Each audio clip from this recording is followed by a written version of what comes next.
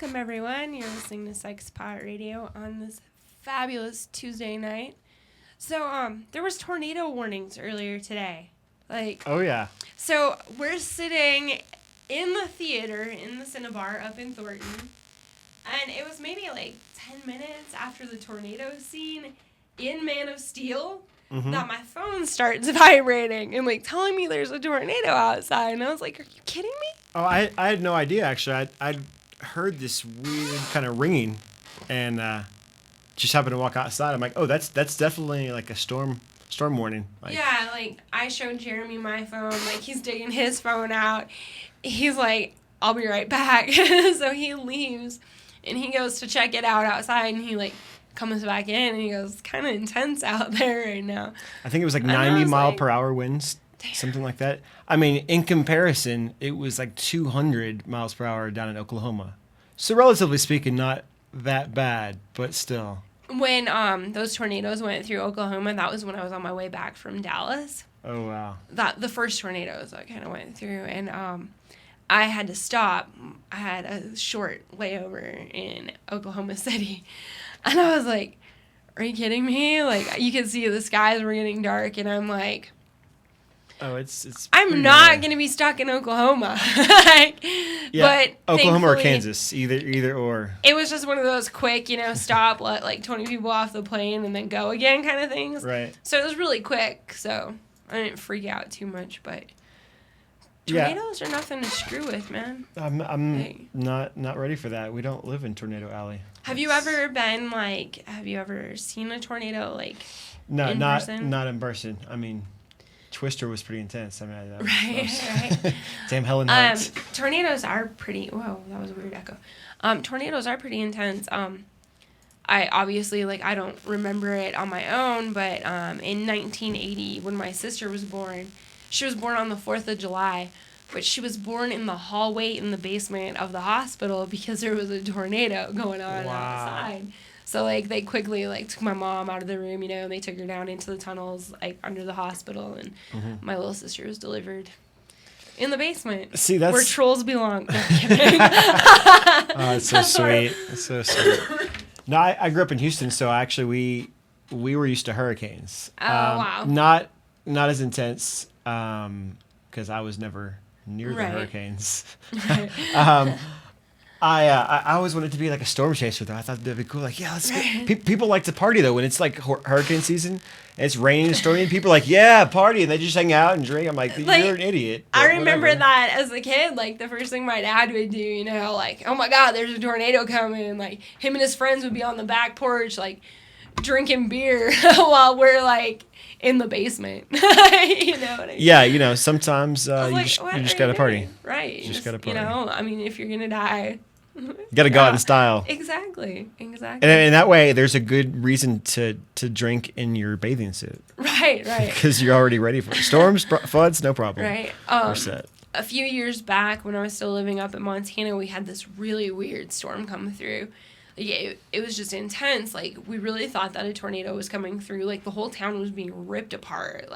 Power was down everywhere. All the cell phone towers were down. Everything was just fucked, And everything was, pretty freaking crazy. And anyway, my dad decided that he was going to, take my car and, park it in the garage. Right. And he, hit the side of the garage door with my car, fucking my car all up. All this shit, dumpsters are, flying down the street. It's usually the kid that does that, not the dad. Right? And so, after the storm had cleared, and we're driving around town the next day, you could see, some of the houses, it had literally, ripped off, half the second story of the house, and, the whole roofs were gone, And, the trees were, all lopped off, and, you could see the path that the storm had taken through town, because as you sat up on the hill right outside of town, everything was just even flat across town where it had gone through. And what had happened was it was called a bow echo storm, which is basically a tornado on its side had come through and just oh, double whammy. Everything. That's what I would call that. It was double crazy. Whammy. So crazy. Wow. I was it was intense. Damn. See, that's pretty awesome, actually. It's the perfect storm. Really, really cool. I don't know. I've always kind of been interested in weather, but I'm not one that like wants to check the weather all the time. You know, this is the funny thing about the weather, though. Like being a meteorologist, that's the only job you can get paid for and be wrong all the time. Like 50, and still keep your job. 50% of the time. Dude, seriously, you can be wrong every time. Like, oh, no big deal. Like, you got a 50-50 shot at being right if it's going to rain or not rain or be cold or not be cold. That's basically, I think. But yeah, for sure. That's the equivalent, I think, of being a psychic. Right. But actually, like, legit. Right. Like, what do you do? I'm a meteorologist. Okay, cool. I'm a psychic. I don't know. But you could actually be a badass psychic and still not get the credit. For sure. You know? Like, just saying. I don't know. Like, I'm just kind of one of those people, like, I like freak storms. I like to see the really weird shit. Like, but if it's your normal everyday sunshine, I don't give a fuck. Like, sensationalism. Nobody cares about happy stuff. I know, like, Jeremy always keeps me up to date on the weather. Like, he'll tell me if it's going to rain or if it's going to be cold out or hot out or whatever. And I'm like, I'll ask him even sometimes, but I don't think I really, like, listen. I just really it's fun positive. To be surprised, though. You can just dress like, I'll bet it's going to be nice today. And you walk outside, you're like, well, shit. Well, and see, that's what I do, though. Like, I go outside, and I'm like, oh, I need to dress warmer today. Like, you know what I mean? Or you could pull the classic, like, combining seasonal items. Right. Like, I see it all the time with the girls with the skirts and the Uggs. Right. Like, what are you doing? Those are winter boots and summer... And summer gear. Yeah. That's just like wearing a sweatshirt or hoodie with shorts. Right. Same concept. Or sandals. Hoodie and sandals. Right. Unacceptable. Exactly. You should stay home. Right. No kidding. You know, I don't know. Like, I love weather. I don't know. But anyway. Sorry about that. we have nice weather, but that little. But yeah, like, I don't know. The occasional tornado. You know, we got to mix it up. Got to keep it exciting. I went out last Tuesday after I got back to town and, like, decided that I should enjoy the weather. I just answered my phone. You're welcome. Sorry. So I, like, went outside, you know, and was, like, enjoying the weather last Tuesday after our long vacation. Like, I got the weirdest sunburn. Like, I'm not meant to be out in the sun. You don't realize it when you're, like, a mile closer to the sun. It's crazy. I was laying by the pool, and like, I didn't think I was out there that long. I was probably only out there about an hour, maybe. Sure. I don't know. Just long enough. But when I came in, I had a bunch of stuff to do, so, you know, I went about my shit and, like, ran to the store, came back, and I had just certain clothes on over my swimming suit, and when I came back, I, like, take my shirt off and my swimming suit, and, like, I'm like, oh, crap, like, my whole chest is, like, sunburnt. I like the whitest boobs right now. Nice. It's so weird. Anyway, but like my legs, like I burned like this side of my thigh. Oh, just like the right side? Nice. And so there's like a little loop right here. Yeah. My bikini bottom, and like it's just like one side of my That's leg. even better than like the front side or like just the back side. Yeah, like, right? Like right or like, hold on. It was just like right here, and I only noticed it because I went to scratch my leg. And like it fucking hurt. And I was like, and then there was like a little bit like down here, and then a little bit right here. I'm like, no, the best is like the when you actually make the attempt to put on lotion, and all you see is like finger marks, and like handprints. That was great. I had a friend that was at Apogea that had gotten severely burnt, and like you could tell she had put sunblock on, but a strip right here. And it was, like, blistered, like, gnarly blistered. Ouch. It was horrible. And, like, a couple years ago, too, like, my friend, actually, she's my wife. She married, like, 100 people at Apo 1 year.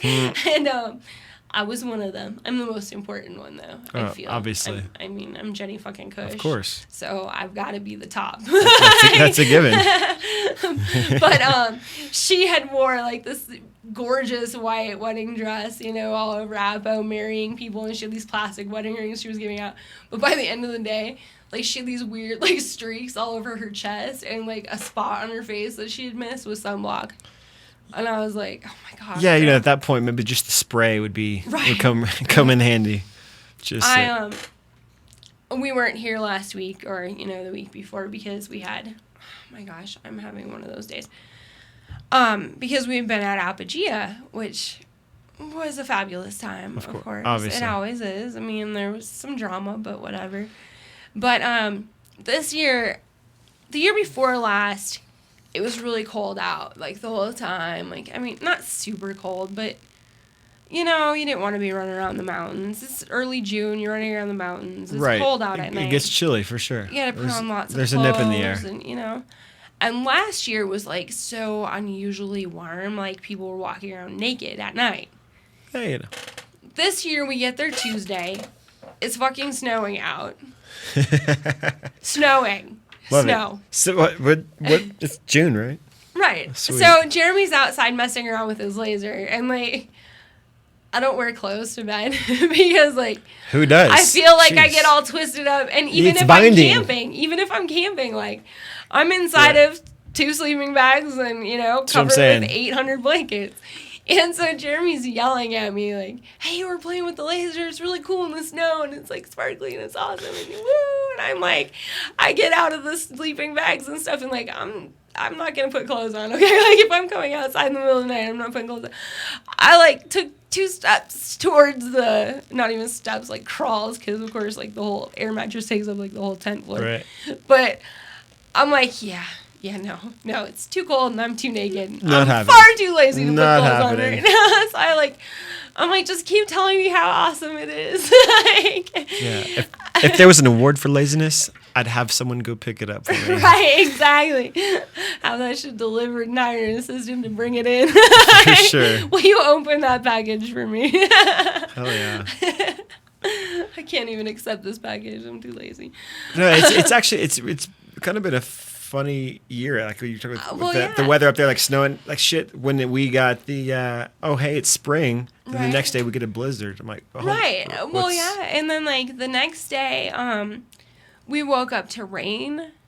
A crazy girl screaming at us, but rain too. Yeah, you know. And then, you know, like there was a couple of days of rain, and then like Friday night, like I'm walking around with Jeremy out in the woods, and like it's like 3:00 in the morning, and like I'm like, dude, can we go back to our tent? And he's like, why? Like, I don't want to go to bed yet. And I'm like, I don't want to go to bed, but I just feel that I should be naked right now. And I'm like, screw this. I have too much clothes on. Screw these clothes. But I had, like, you know, I was wearing, like, a costume, and then I had, like, this huge black fur coat. Yeah, y'all were pretty spiffed up. Right. I had this big black fur coat, which I refer to as my grandma coat, because, like, I got it at the thrift store, and it smells like grandma. Nice. Like, popping tags. Like the mothball smell? Yeah, not even the mothball smell. Like, like the old grandma like perfume. I don't know what. Analgesic cream. Okay. You know? Okay. Yeah. Like, I don't know what that brand perfume is, but like I think all our grandmas decide on that same. Yeah, exactly. You're like, what is like, that? Once you're over like 55,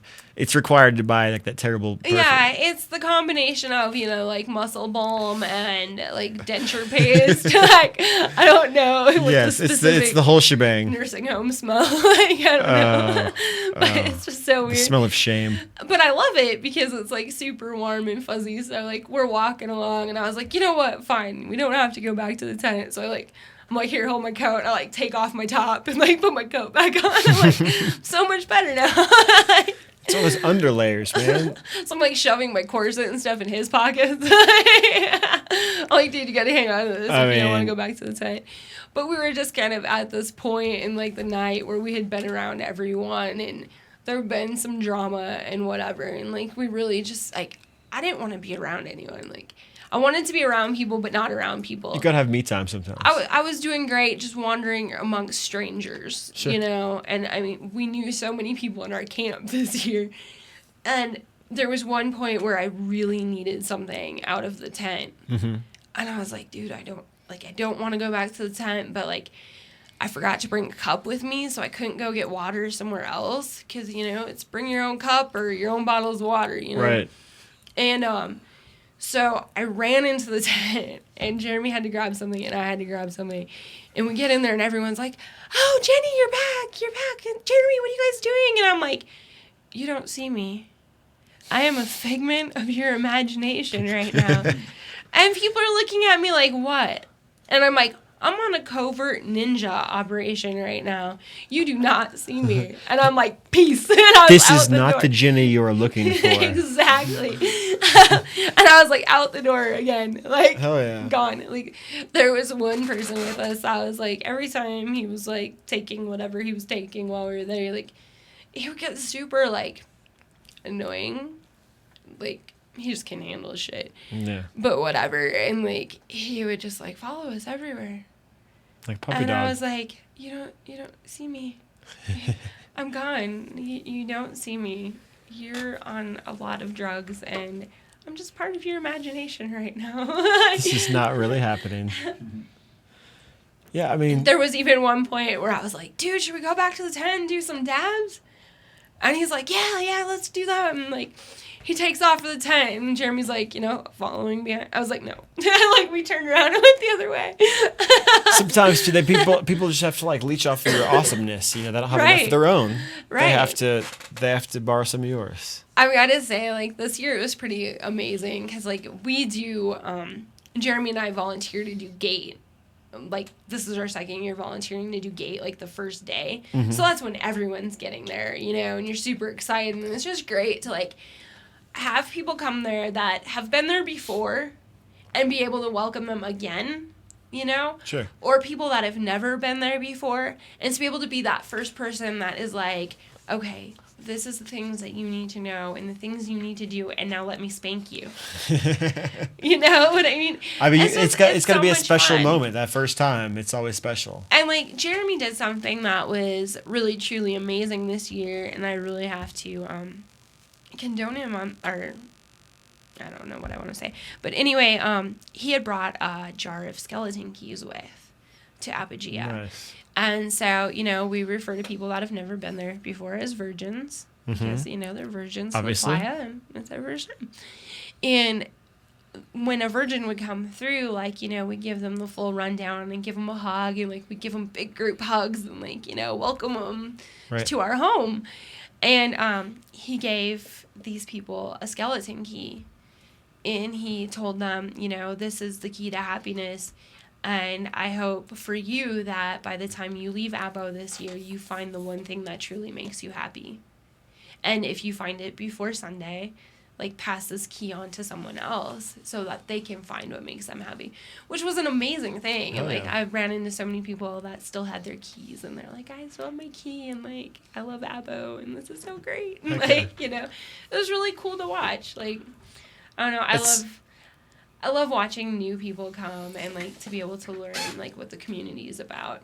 Yeah, no, it's a good experience, I know, and I'm sure very unique for everybody, too. Yeah, for sure. Like, it's just, the whole community is a very welcoming, happy community, very loving. And, like, there was a couple of issues this year where, like, things were stolen, and it, like, seemed like a complete violation of the community, and, like, very, very certain that this was new people, because this is just things that don't happen. Right, with people that understand that. There was even one instance where a lady's purse had gotten stolen out of her tent. Actually, she wasn't camping very far from us. I mean, I had my own theft in my tent, but whatever, it is what it is. I've moved on, and karma. Right. But this one lady across the way had her purse stolen out of her tent, and, like, the person that stole her purse, a friend found out that she had stolen it. And, like, actually made her feel so bad that she ended up calling this lady and being like, hey, I stole your purse. I'm really sorry. So, like, she returned the purse minus all the money. Yeah. It's like, hey, I feel bad, but not bad enough. Like, well, and the thing is, like, as understanding as this community is, the lady who had her purse stolen, she said to the girl, like, I know how much money was in there. Like, if you can't pay me back, at least do something good for somebody else. Pass it along. Sure, pay it She's forward. like, maybe you needed that money more than I did. Right. Pay it forward to somebody else. Do something good. So, it's just that kind of community, like, where, yeah, granted, you're angry that this happened to you, but you're not going to hang on to hate and, like... Still, I guess, for me, if it was my purse, because I bring my man purse around so often... It's a fanny pack, isn't it? Right? No, it's Merce. It's a Merce.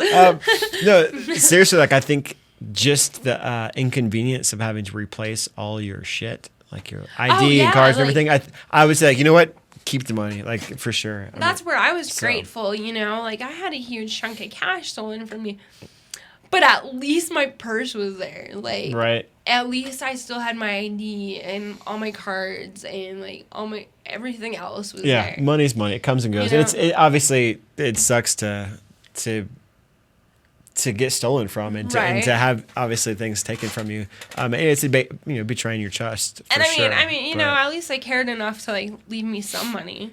Right. Like, I mean, they left me all my 20s and ones, but they took all the hundreds.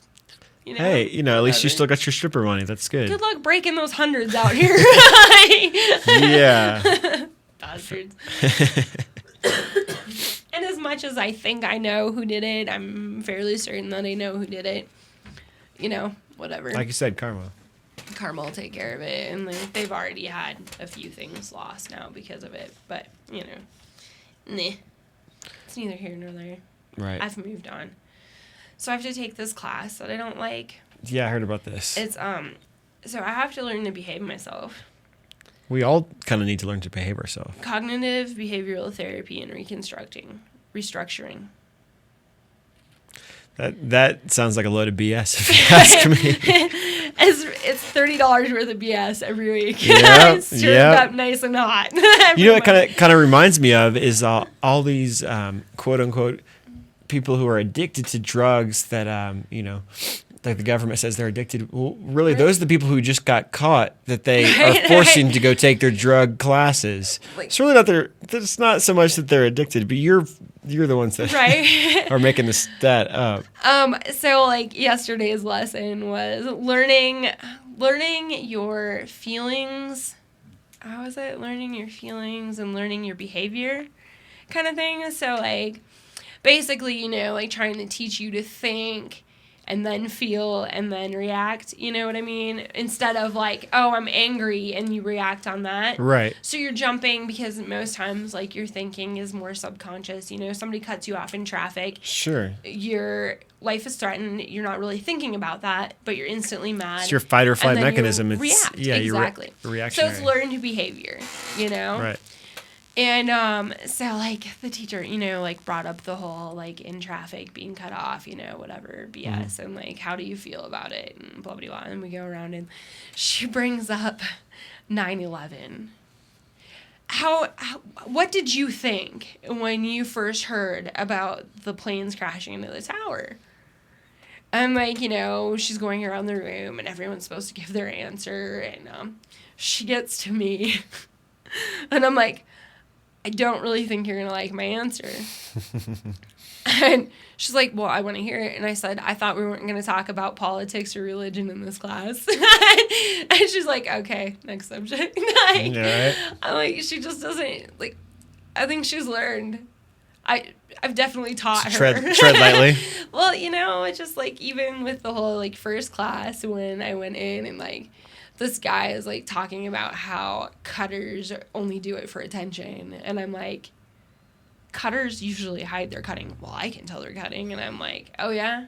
Oh, yeah? What you going to tell about me? Tell me about myself. Like, come on. Come on, place your judgments, man. Like, let's do this. You're going to psychoanalyze me now? And so, like, I kind of became, like, you know, a little thing between me and this guy. And, like, the counselor, like, ended the class, like, immediately. She's like, okay, we're done. And I'm like, we only have 15 minutes of class. Why are we done now? Like, what's wrong with this? Like, and the fact that the class is supposed to start at 5:30 and didn't start till 7 already had me a little bit pissed. Like, An hour and a half? Are you serious? It's a 2-hour class, okay? And so you go in there, and, like, I got there early because I was like, well, I need to be on time. You know, like, this is class. I need to take this serious. Right.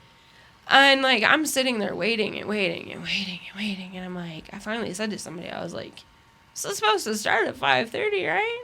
And it's like 10 minutes to 7, and dude's like, I'll pay you $20 if we start before 7 o'clock. And you're paying for this class? I'm like, I'm paying to sit here. Like, wow. This is a joke.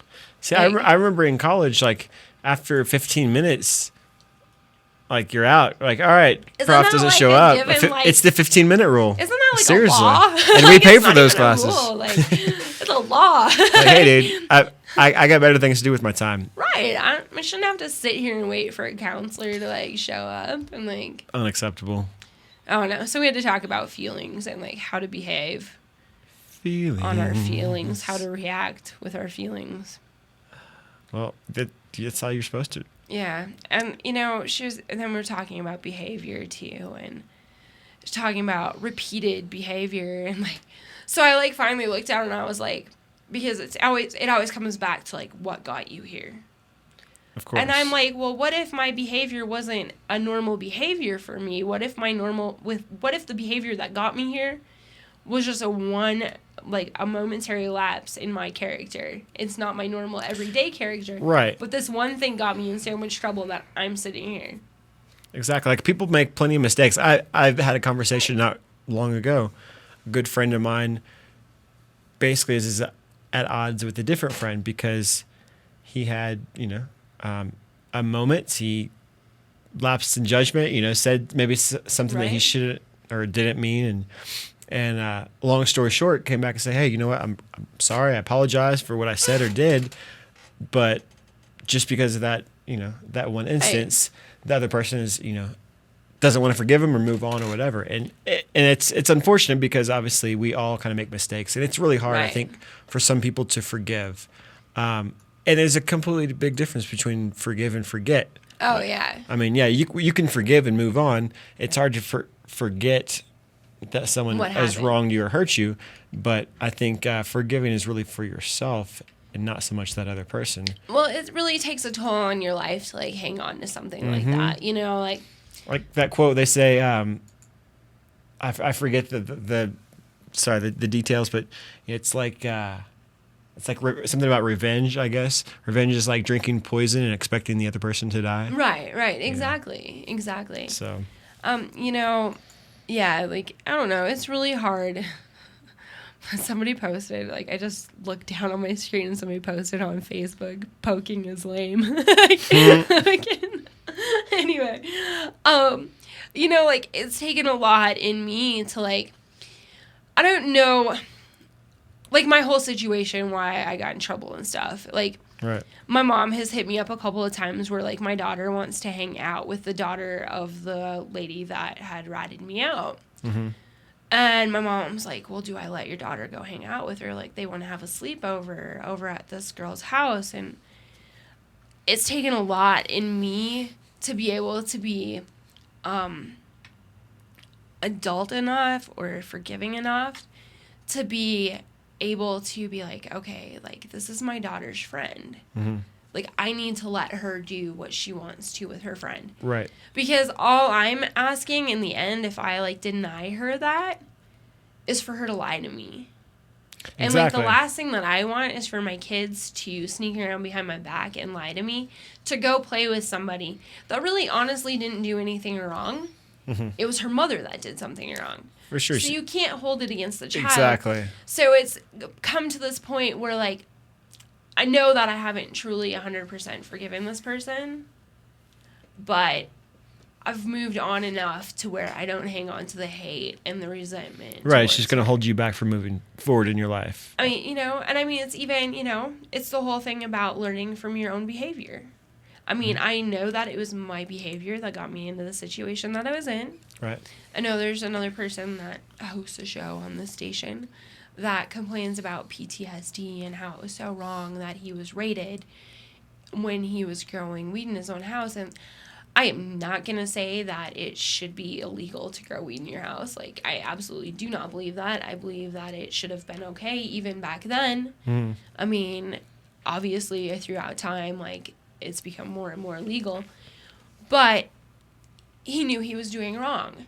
Just like when I did what I was doing, I knew I was doing wrong. I knew I was breaking the law. Yeah. It's a stupid law. But I knew I was breaking it.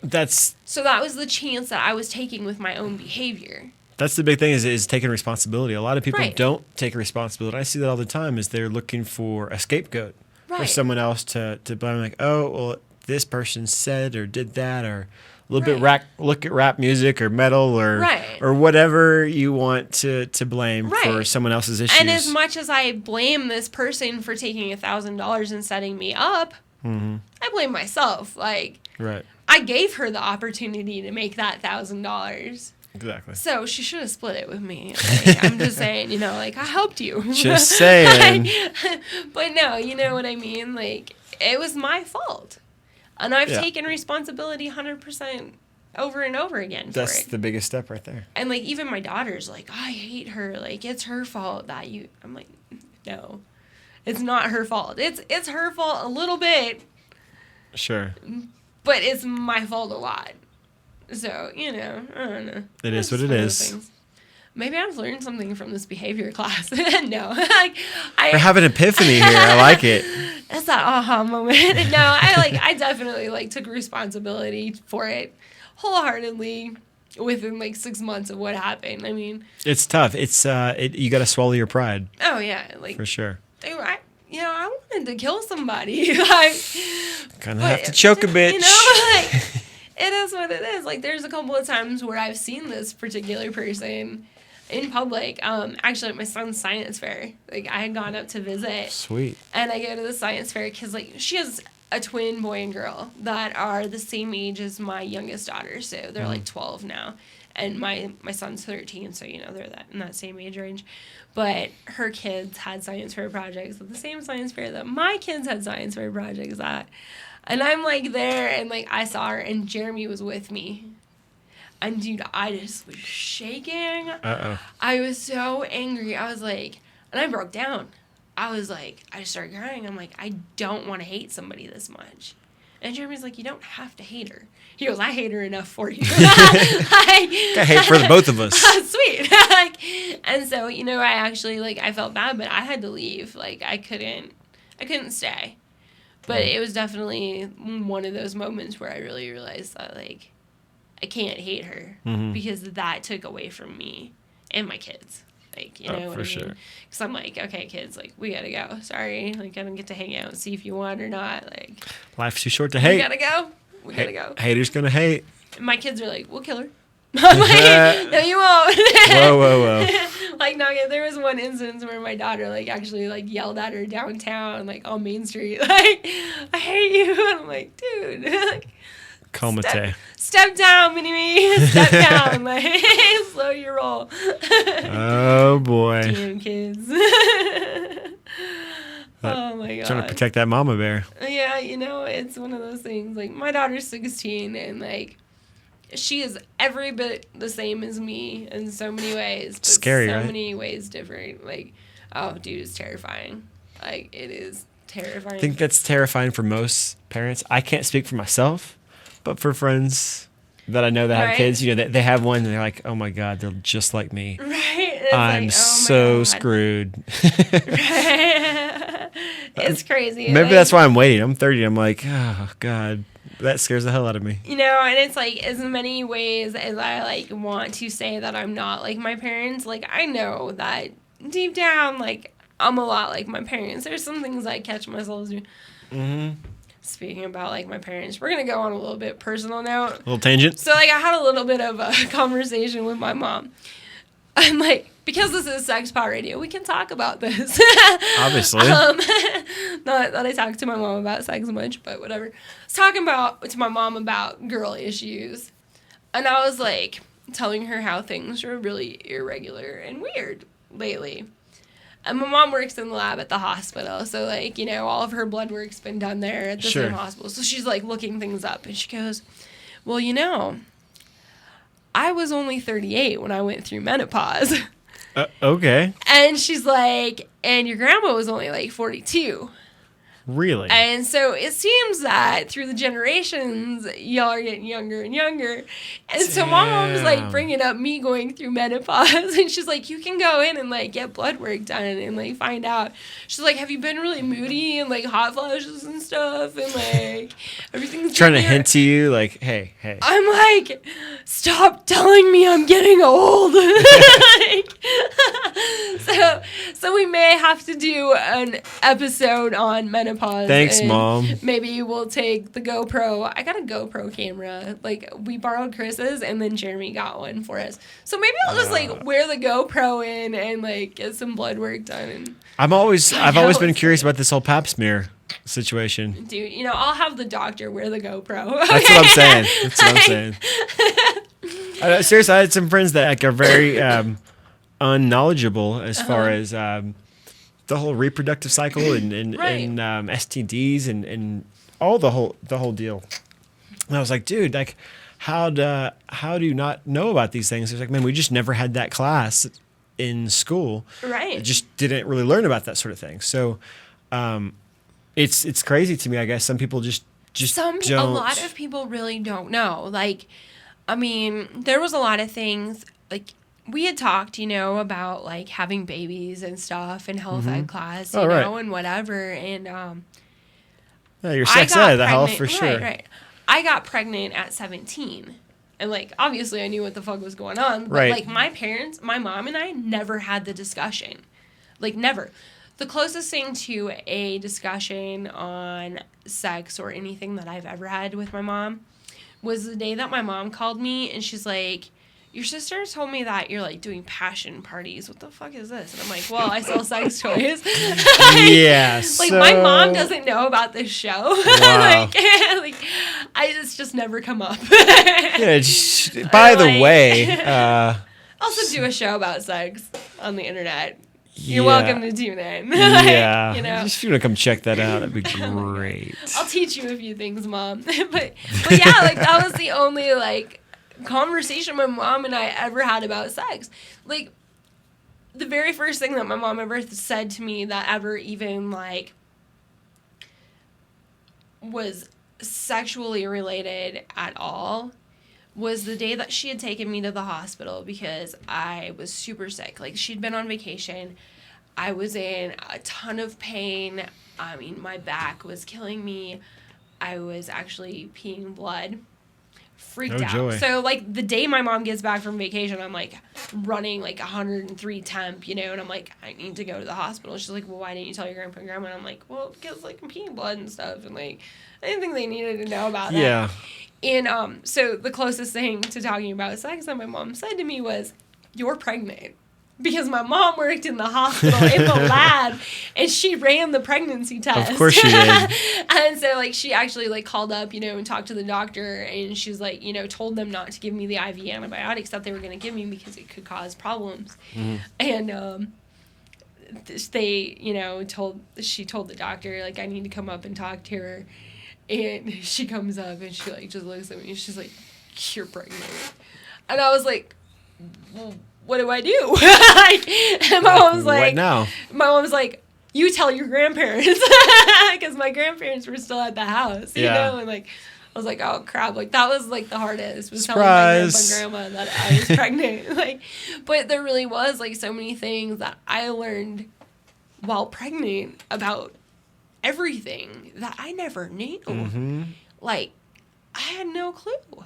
No clue whatsoever. I mean, I had a baby, and then, like, other stuff came out, and I was like, what the fuck What's is this that? about? Hold on. I'm like, that's like a whole nother baby. Like, I don't understand.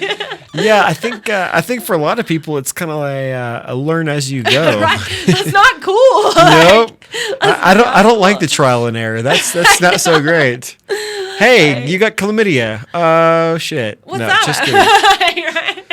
Like, yeah, so yeah, I think it's best to learn these things beforehand. Like, well, yeah, for sure. And, like, I'm very open with my children. I mean, I'm not overly open. I'm not like, hey, this is what I do, you know? Like, but I definitely, they should know some things. Right, exactly. Obviously, between I think two of the big things that kids miss, and I can't say it's totally education fault. You know, obviously, you got to learn some things at home too. But I think the sex ed obviously is really important, especially now. I think kids are active younger.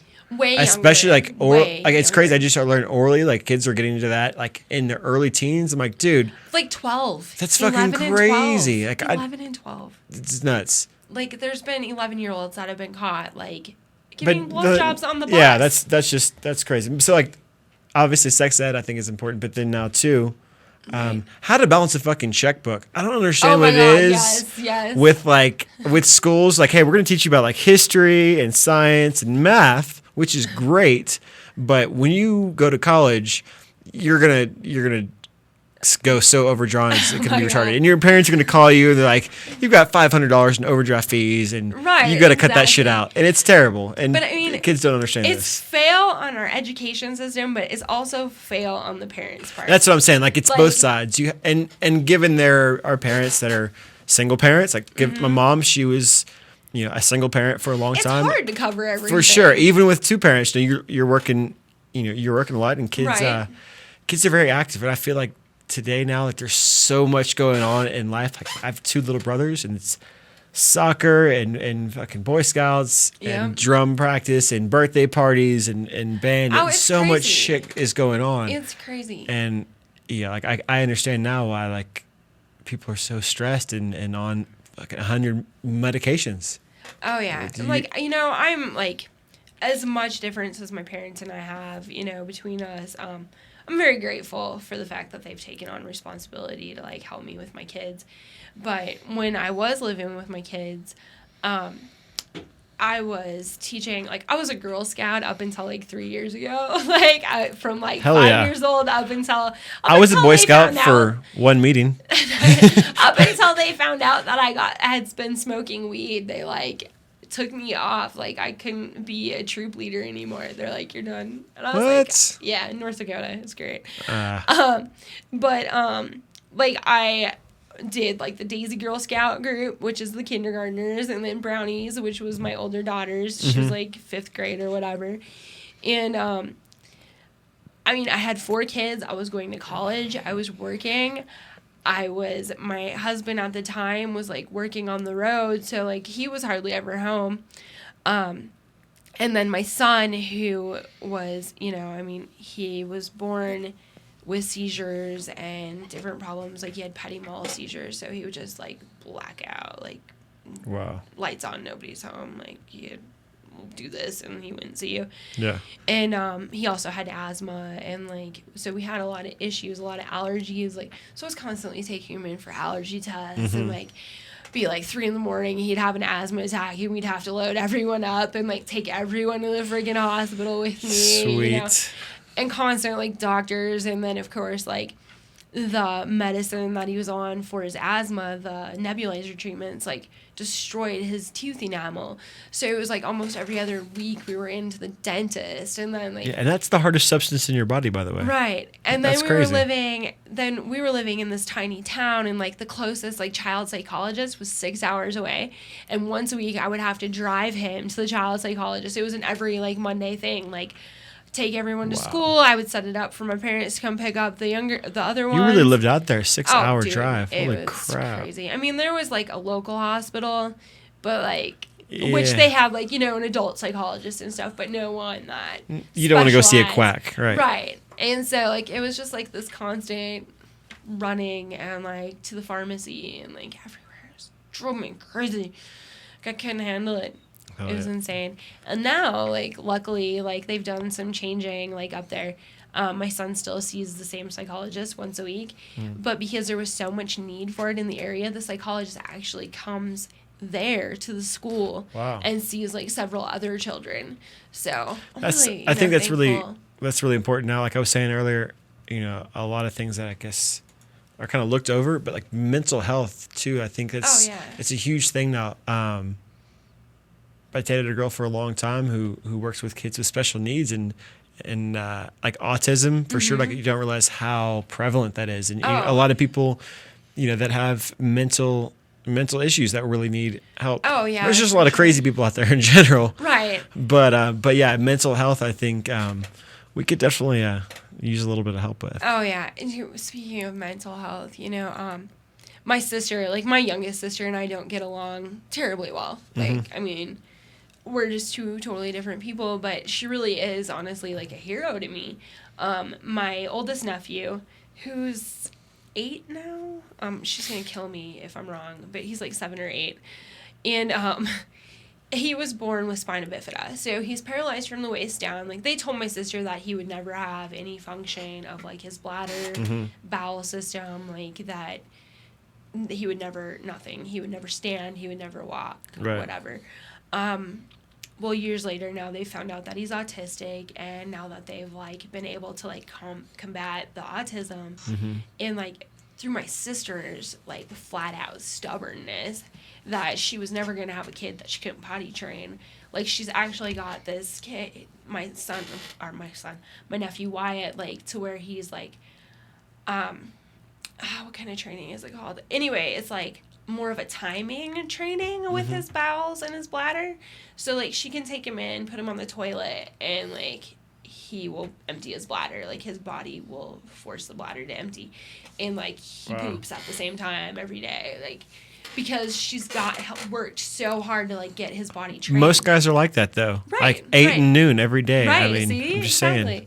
But, it's yeah, regularity. she's, like, through hard work, like, she has gotten him trained to where he can do That's this. awesome. And she fought, like, with the state, with, like, the insurance companies and stuff to get him a standing walker. So he can stand upright. He wheels himself around the halls at the school. I believe that they are doing some work with him, like walking with, like, dude, that's the squeaky chair. Dude, it's been killing me. I don't want to move. I think that's the one that's all right. over here. We're so good. It's like a squeaky bed. It's killing me. But yeah, like, through all the hard work that she's done, she's definitely, like, really pushed, like. Yeah, I know with autism for sure they have to have, like, that, like, regularity or consistency, because if you throw their schedule off, like, it messes everything up. Yeah, totally. And she, like, they had planned on having another kid anyway, and so when she had my younger nephew, Lane, she saved the stem cells from his umbilical cord, because, you know, there's been research saying that, like, eventually this will be able to heal spina bifida and, like, repair the nerve damage and stuff. Damn. And so she paid the money. She's like, I'm saving his stem cells. She saved enough stem cells that they could actually be donated to up to 100 family members to help with different diseases. And that's one of those things that people really don't think about. It costs like $700 to have the stem cells frozen. Science. Exactly. I'm like, it's amazing. It's such a small amount, but it could help any family member. And that could probably all, like, fit at, like, the tip of a pin or something. Oh yeah, it's like this retarded. Small amount. Like, it's crazy, but the way that stem cells are, because they're such a blank slate, they could be used for nieces, nephews, aunts, uncles, grandparents. Like, it's such a broad spectrum of blood relatives that they could be used for, because you don't necessarily have to match AB, A positive. Like, that doesn't have to match. You just have to be a genetic. So the RH factor isn't even, like, important. Wow, that's really cool. So yeah, it's really neat. Well, like, it's amazing, because I studied biology and chemistry. I was a biology major for my first couple of years, and just to see, like, the last, say, like, 10 years, all the advances they made, the fact that they mapped the whole human genome, is pretty incredible. You know, it's crazy. And now they're sending, like, little nanobots, like tiny little machines, like, into our body. I'm like, dude, isn't that insane? Like, but this is the problem that I see, is that we're already overpopulated. We've got, like, 6 billion people. China has, like, a restriction on how many kids you're allowed to have. Right. I mean, our natural resources are pretty screwed. You know, I mean, the shorelines are coming up, for like, sure.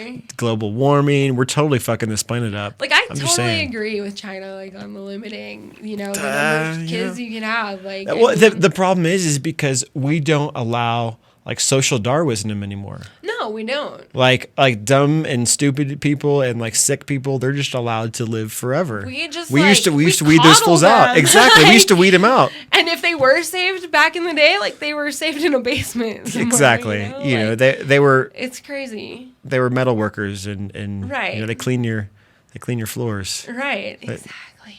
Oh man. In a couple minutes here, we are gonna go to commercial. When we come back, because it was Father's Day on Sunday, I would like to talk about this mother-daughter couple. It's a mother and daughter that actually make porn together. How exciting. Not together, but together. They, like, produce it together? And they are looking for a father-son couple to, like, make porn with them. Is this in Alabama? Like where? Tennessee? What? Somewhere in a basement. Yeah. Ding, ding, ding, ding, ding. Oh, so man. we're going to go to commercial, and when we come back, we will talk about that. Awesome. The law offices of Edson, Maiden, and Matz provide criminal defense, medical marijuana defense, and advice about setting up and running medical marijuana centers, optional premises cultivation operations, and infused product manufacturing businesses throughout Colorado. With offices in Denver and Aspen, we can offer assistance throughout the entire state of Colorado. Give us a call at 303-831-8188. That's 303-831-8188. Or visit us online at warrenedson.com. High up in the Rockies is beautiful Frisco, Colorado. Medical Marijuana of the Rockies is a medical marijuana center with compassion for Colorado's medical patients. Looking for great meds grown organically in soil? You've come to the right place. Medical Marijuana of the Rockies is just off I-70 at exit 203. Check them out at the web at www.mmrockies.com. Their ever-changing strain and clone selection is updated on the website daily. When making a trip to the mountains, no matter the season, stop by Medical Marijuana of the Rockies. Make sure you say you heard about them on iCannabis Radio. You can call 970-668-MEDS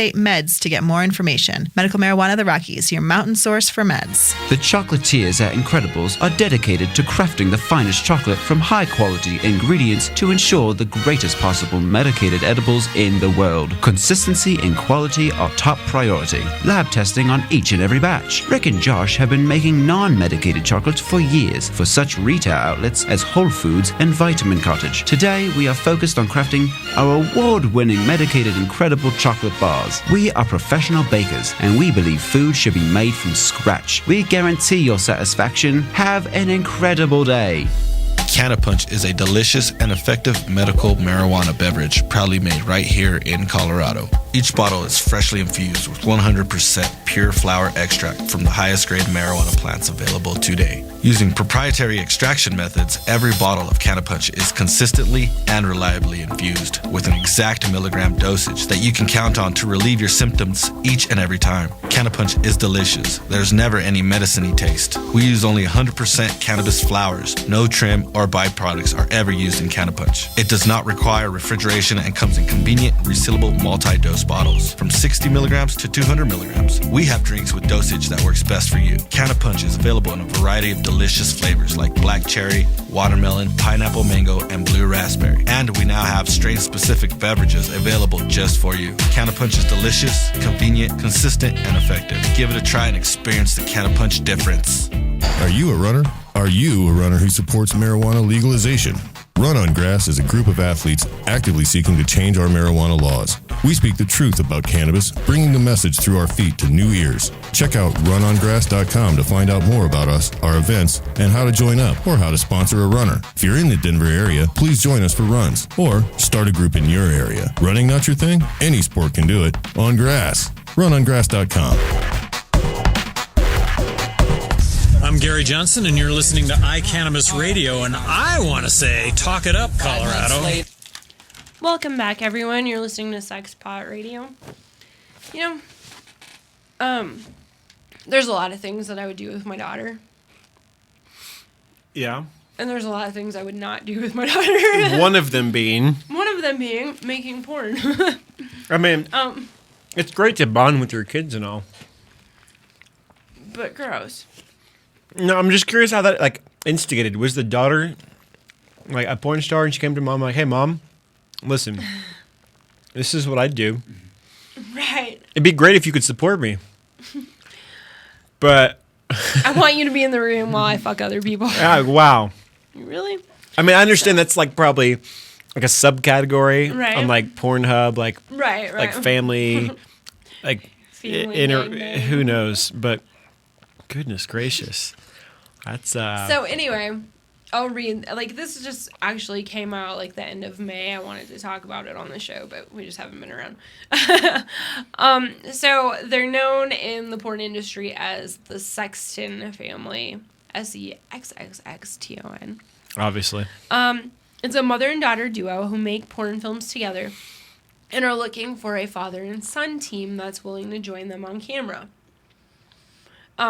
Jessica Sexton, who is 56, and her daughter Monica, who is 22, have been shooting sex scenes together for the last year and a half. on their own self-titled website, sometimes sharing the same partner, but never at the same time, and they never have sex with each other. So that totally makes it fine. On film together, but not together. So they're like still in the same shot, but they just don't touch each other. Yeah, so it technically makes it not incest. Technically. That's a fine line. Like, that's a very fine line, but Wow. They are a Tampa, Florida-based twosome, and they're hoping to take their unorthodox relationship to the next level. Oh, boy. They're doing a nationwide search for a real father and son. They have to be real father and son. So it can't be like adopted. Right. You can't be adopted. Oh, You can't be your man. stepson. Like, Damn. gotta be related. Sorry, By Dad. blood. Sorry, like, they need DNA proof. They've been considering this for a while, and they once dated two guys that were brothers in real life.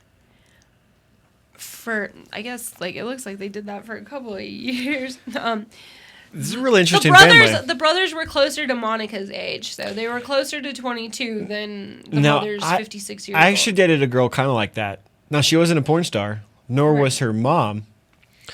But I want to say I was probably like 15 at the time. Mm-hmm.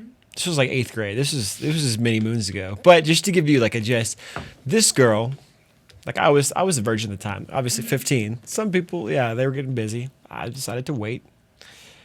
And so she, I guess, did not like the fact that I was waiting. So I come to find out that she was cheating on me, basically sleeping with some guy in high school. Whatever, you're 15, you're a little floozy, you do what you want.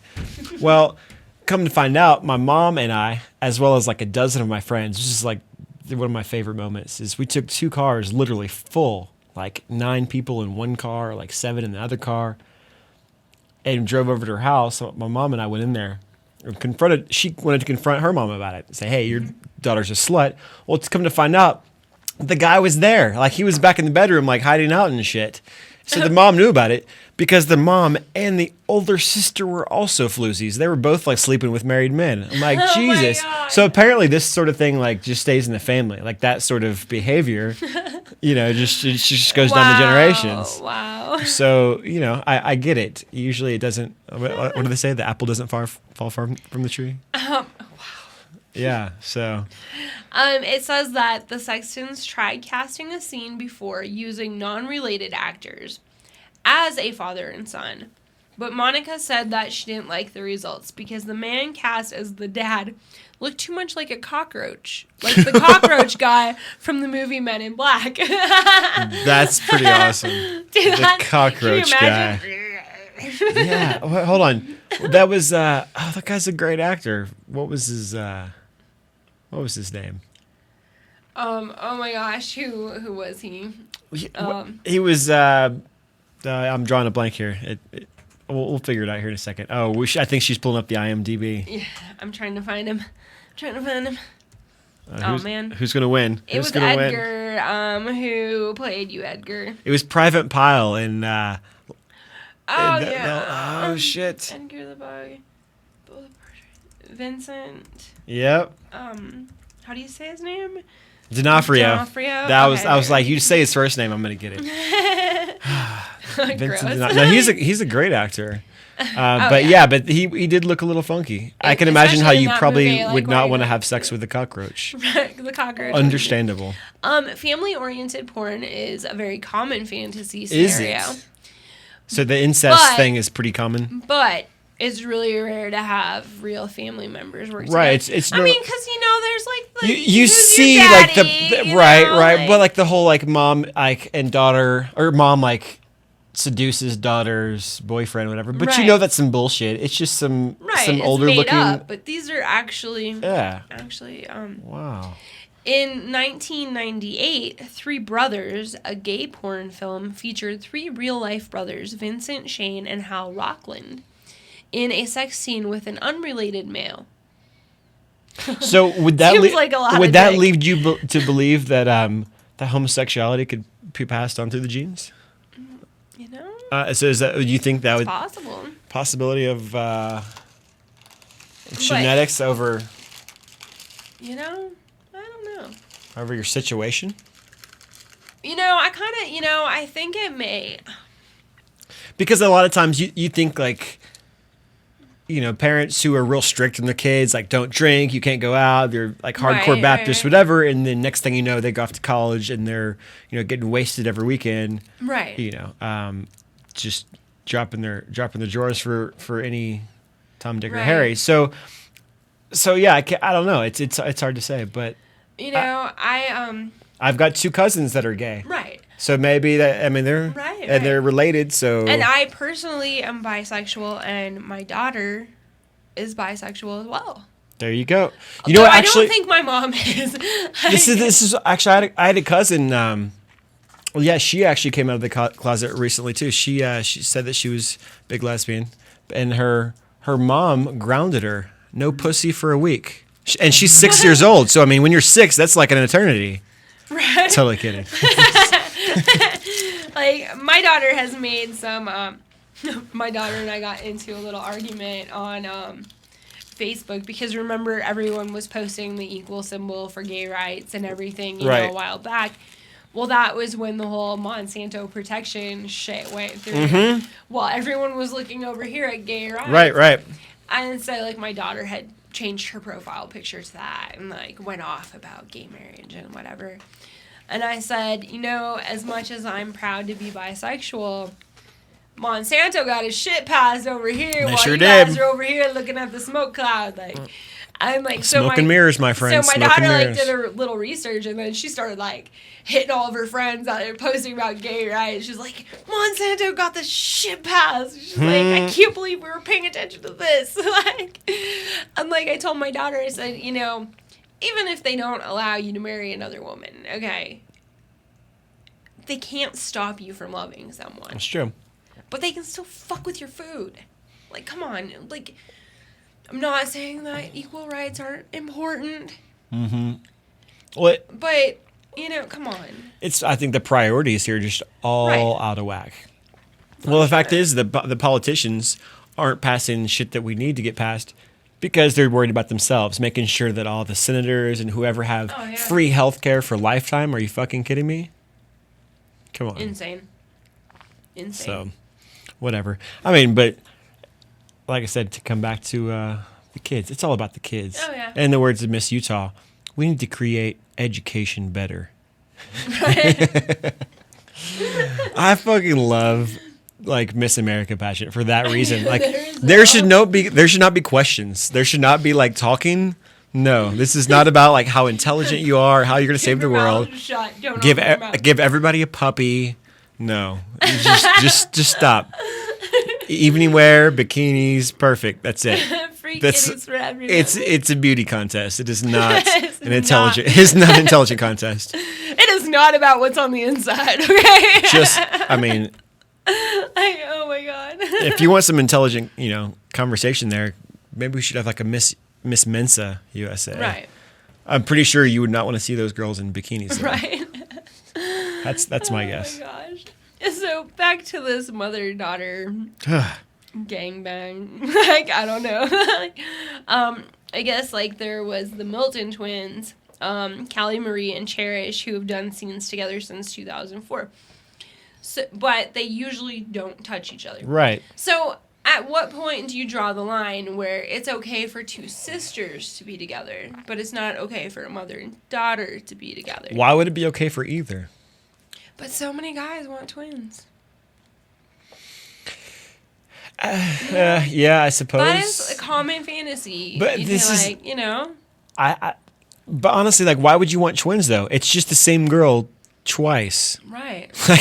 It's really not that exciting. Right. Wait, you look exactly no, I want some. If you're gonna have 2, variety. Exactly. They might as well look different. If they're gonna be twins, one should be blonde, one should be brunette. That's all I'm saying.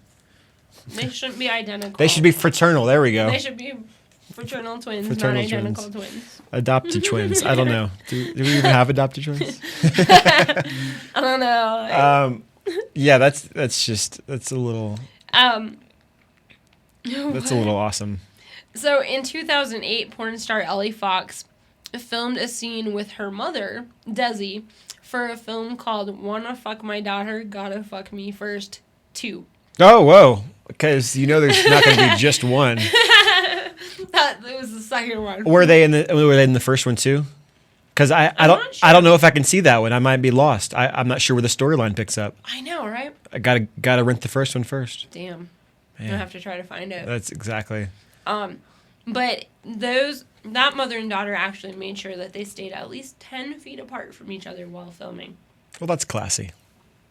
So yeah, this room was used to film porn. Really? Before. There was an old bar I used to go to in college. It was downtown. It was back in Texas, in the middle of nowhere, and really cool little spot. It was like this wooden little bar, and they had all these little booths, kind of like these little areas. And come to find out, the bartender said, "Yeah, this used to be a harem, essentially."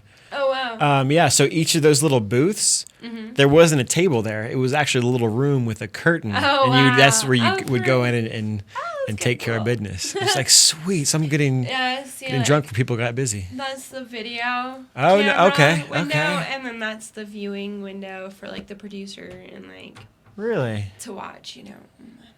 that's pretty awesome. In high school, actually, I'd said that I was going to be a porn star as a joke, and for about a week, it's cool, yeah, ha ha ha, and everyone totally believed me. Like, all right, cool. I was just kidding, and it stuck. I was like, shit. So for like 3 years, that was my nickname. What was your nickname? Porn star or Porn star? P star. Yeah, I was like, no, guys, I was just kidding. Like, Mikey no, Schlong. we could totally see it. So I'm like, oh my god. Well, as the joke like progressed, so I was number 69 for like 4 years. So Nice. it's like, if it's gonna be a joke, might as well make it worthwhile. Right. So of course, anytime like my grandparents come to town, like, oh, we're gonna go see the game. Like, where's Mike at? Oh, he's number 69. No big deal. That's awesome. My mom was Now real it's proud about 96 because the cost of eating out has gone up. that. Exactly. Exactly. But yeah, so I don't know, like this mother and daughter, the closest that they found is an uncle and a nephew. Yeah, I wouldn't expect that there's a whole lot of quality father-son combos. It's one thing to like go out to a ball game with your son. It's another to like go all the way to home plate with your son. Yeah. Like, I don't know. It's a little weird. But I guess to each their own. Like, they said that, how did they word this? They said that they need to be able to perform the considerations for the men. They need to be able to perform so that they're not just standing around waiting for them to like get business done. It's a little different than sex in real life. People don't really kiss. There's no real eye contact. And they're watching you. And If you're into that, my mom and I have never talked about sex. I definitely couldn't have sex. are you familiar with the industry? With the industry? Yeah. Somewhat, well, but, from the guy side, this is what's really interesting because I'm not going to get into details, but someone I know personally was living out in LA, and he got into gay porn, and he was telling me about this whole deal is that they, when they're shooting for like hours and hours at a time, yeah. like 4, 6, like 10 hours plus, and I don't know what it's like to be a woman, but obviously a lot of girls, you can keep on doing your thing. Right. You got some lubrication, no big deal. But for guys, obviously, it's a little more difficult to stay strong like bull. So they actually, I was just thinking like, okay, yeah, maybe you just put some cream on there, desensitizing. I'm familiar with that. Right. Maybe just pop a couple Viagra or whatever. No, they put a shot into your dick to keep you rocking for like the length of whatever. So So I don't even have a dick, and that's what I'm saying. Like, no, there doesn't need to be needles. It down hurts there. where I should have one. Right. So or I shouldn't have one, but unless, I would have one. I mean, unless you just have like some freaking stamina. That's just how. That's how it goes. I'm like, man. I mean, like go on command. No, I go when I'm damn well ready. Dude, speaking of shot in the dick, have you seen the movie Stand Up Guys? I feel like I have. It's Al Pacino and Christopher Walken. Man, okay, is that recent? That just come out? Yeah, okay, it no, I just haven't came seen out that yet. recently. Like, you have got to see this movie, but I'm gonna ruin one point in the movie for you. There's a point where Christopher Walken takes Al Pacino to a whorehouse so he can get him a little something because he just got out that day, you know. And gotta get your rocks off. So he gets in there with this prostitute and he can't perform. So they go and they break into a pharmacy and, like, you know, Christopher Walken's like stocking up on his blood pressure pills and shit, and he hands Al Pacino a bottle of Viagra. Sweet. Which he just does one of these with. And and he's like, dude, you're only one. And he's like, no, I'm gonna make sure I can perform for a while. And he like eats a bunch more and he's like eating them like candy. And like they go there, he does what he's gotta do. This lady's obviously like thrilled, but more than once. And he's got such a hard on, he has to go to the ER. Seriously? And they have to use a needle to like to drain take some of the blood out. Like, oh yeah. It was, oh my god. No, you hear about though, like on their little on the Viagra, like the disclaimer: if you have an erection lasting more than 4 hours, you see Al Pacino like call a doctor. on the gurney, you know, and like total terror. And like the nurse looks under there, she's like. That's pretty serious. Yeah, I've seen this movie a couple of times. Like, I love this movie. Apparently, I'm missing out. I just saw that Superman was like the first, that one, and then the Live Free or Die Hard. Those are really the only. We just watched that, you know, a couple of nights ago, and I don't know, like, I just couldn't focus on that movie. There's a lot going on. Yeah, I need to be in a situation where I have to sit still to watch a movie. Like, but that's not gonna happen. Stand-up guys and like. So I can see a little more comedy. Yeah, there was definitely more comedy in it. Right. It was really good. Yeah. What else has come out recently? That Superman movie today, though, dude. That was intense. That actually same thing. The fight scenes that was. So I had to point a few things out in the movie after we watched it. Okay, yeah. Did you see? I noticed, and I think you're gonna say it too. Number one, there was the Smallville water tower. Smallville for sure. But did you see the Luther Corporation? Yes. On the fucking tankers. Yes, when he jumped over that shit. Jeremy didn't see it. I was like all excited. Spoiler alert. Not really spoiler alert. I mean, it's just little shit. It's little shit. Yeah, and I think Smallville. And I think that even with like the right. The Lex Luthor Corporation, I think maybe that's kind of leaving it open, obviously, for another. Because given Kevin Spacey was badass as Lex, but I think this one was a lot better than the last. It was so much more love story than the last. Very slow. There was a lot more action. I have not really ever been like a huge Superman fan. Like I like Smallville. Jeremy's kind of got me hooked on Smallville, because he has all of them on DVD, so like I can sit and watch them one after the other. Right. I don't like shows where I have to like wait a week to see more. I've been doing that recently with like the Game of Thrones. I don't know if you watched that at all. I haven't watched it. If you're into like the medieval shit, it's awesome. But this season I've been watching every week, so I'm like, damn it. And then you get it where it's like 2 weeks. You're like, all right, cool. I'll see it again next week. And then it's the week where you get screwed. You're like, fuck, I gotta wait 2 weeks. Man. It's so hard for me to like wait for the next week. You should do like just wait till the end. Do you wait till the end of the season and then just watch them all marathon style? Mm-hmm. Yeah. Oh yeah. It's the way to do it. Like Dexter. I think I did that with like the first 3 seasons of Dexter. I watched a couple of seasons of Dexter, and then I kind of, we were waiting for the next season. We always just like either Netflix or go buy the box set. They're coming out with the last season is coming out, so it's a good time to do that. Nice. Same with what else that just ended? Was it Weeds that just ended? Oh yeah, that just recently ended, didn't it? No, it was Breaking Bad. If you haven't seen Breaking Bad, holy shit, so awesome. It was kind of like the Weeds, but I think that kind of took a little left turn. Breaking Bad, I think, was a lot. There is another show, like if you're in the medieval, like not even, well, it's somewhat medieval but modern tied together. There's a show called Once Upon a Time. I don't know if you've seen it. I think they're into the 3rd season now. Really? But it's basically like this kid has this book that has like all the fairy tales in it that we grew up with as kids. And like something happened, like the evil witch like sent them into modern times. Okay. And like they all forgot that they're fairy tale characters. And it slowly like comes into play each story, and like it goes back into like the times of like the princes and princesses, and like there's actually Prince Charming lives in this town, and like it's really cool. And like they can't leave this town. Like if they try to leave and they go beyond the boundaries of the town, like they hit this force field. Okay, I just saw actually last night the preview. Oh, it's an like amazing wait, hold on, was show. that? No, I was saying no, actually, I take it back. That was for a movie, so with some crazy ass force field.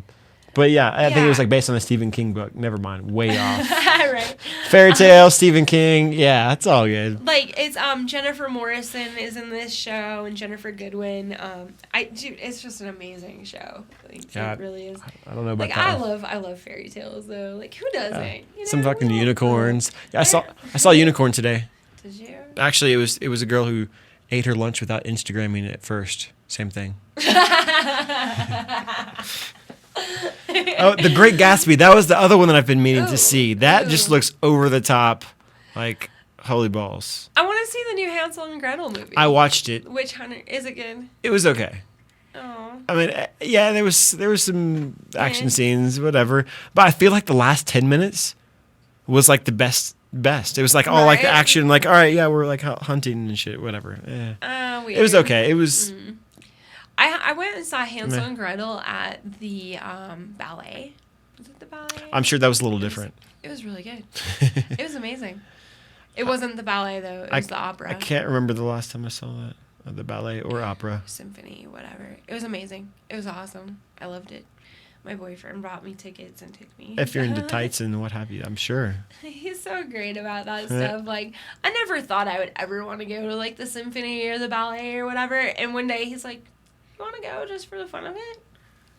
And I was like, why the fuck not? Did you get all dressed up and snazzy? We did. That's like, the way to do it. I felt pretty. See, that's actually why I like The Great Gatsby. I think that style was cool as shit. Like the flappers and like the long gloves. And what are those little things with the cigarettes? The long, the stem. I know what you mean. You know what I'm talking about? I know what you mean. I don't even smoke cigarettes, but I think that would just be cool to have one of those. Yeah, right? Same. Right? See, like, and I like steampunk, like, era costuming and stuff. Like, that's my favorite. Rockabilly, that's like, also sweet. I'm super excited because, like, okay, I got a sewing machine for Christmas. And, like, know, I love sewing. I did a bunch of costume stuff, for ABBA and stuff. But I recently bought like patterns to make corsets and stuff. Yes, and I am so you were telling me about this some girl that like you had bought some corsets or ordered some from. Like that's kind of excited. I've never had a girlfriend who wore fancy corsets or like stockings or what's the other garter belts. That's the other thing. Yeah. Like man, I've been missing out. Those are some of my favorite things. Like they're just fun to wear and like they instantly feel sexy. Like and this is the great thing with those. Especially if you buy them for your girlfriend or wife, whatever, it's a win-win situation because they feel good and then you're like, sweet, you look good. So everybody wins. And like, I'm kind of like, I'm maybe a little overboard on the costume stuff that I have. But I don't know. I grew up as a kid loving to play dress up. More is better. I loved playing dress up More as is a little better. girl. But I love playing dress up now. Okay, look at Lenny Kravitz. Mm-hmm. You know the reason Lenny Kravitz is such a badass is because he used to dress up in his mom's outfits. Right? Yeah, she was like an actress, and he would just get all crazy with it. But now he's a badass. Awesome. Obviously, it doesn't hurt to like have dreadlocks and play guitar. And I love that Jeremy like totally like encourages me to like do whatever the fuck I want. He's like, you want to play dress up? Play dress up. I don't care. Like I've bins of clothing for dressing up. Dressing up is great. dude, it's just fun. Like, so much fun. When we were going to Apo, like, I found out that I had to, like, consolidate what I was taking. Because I probably have, like, 8 bins of costume you had a few. And I, like, consolidated it down to 2.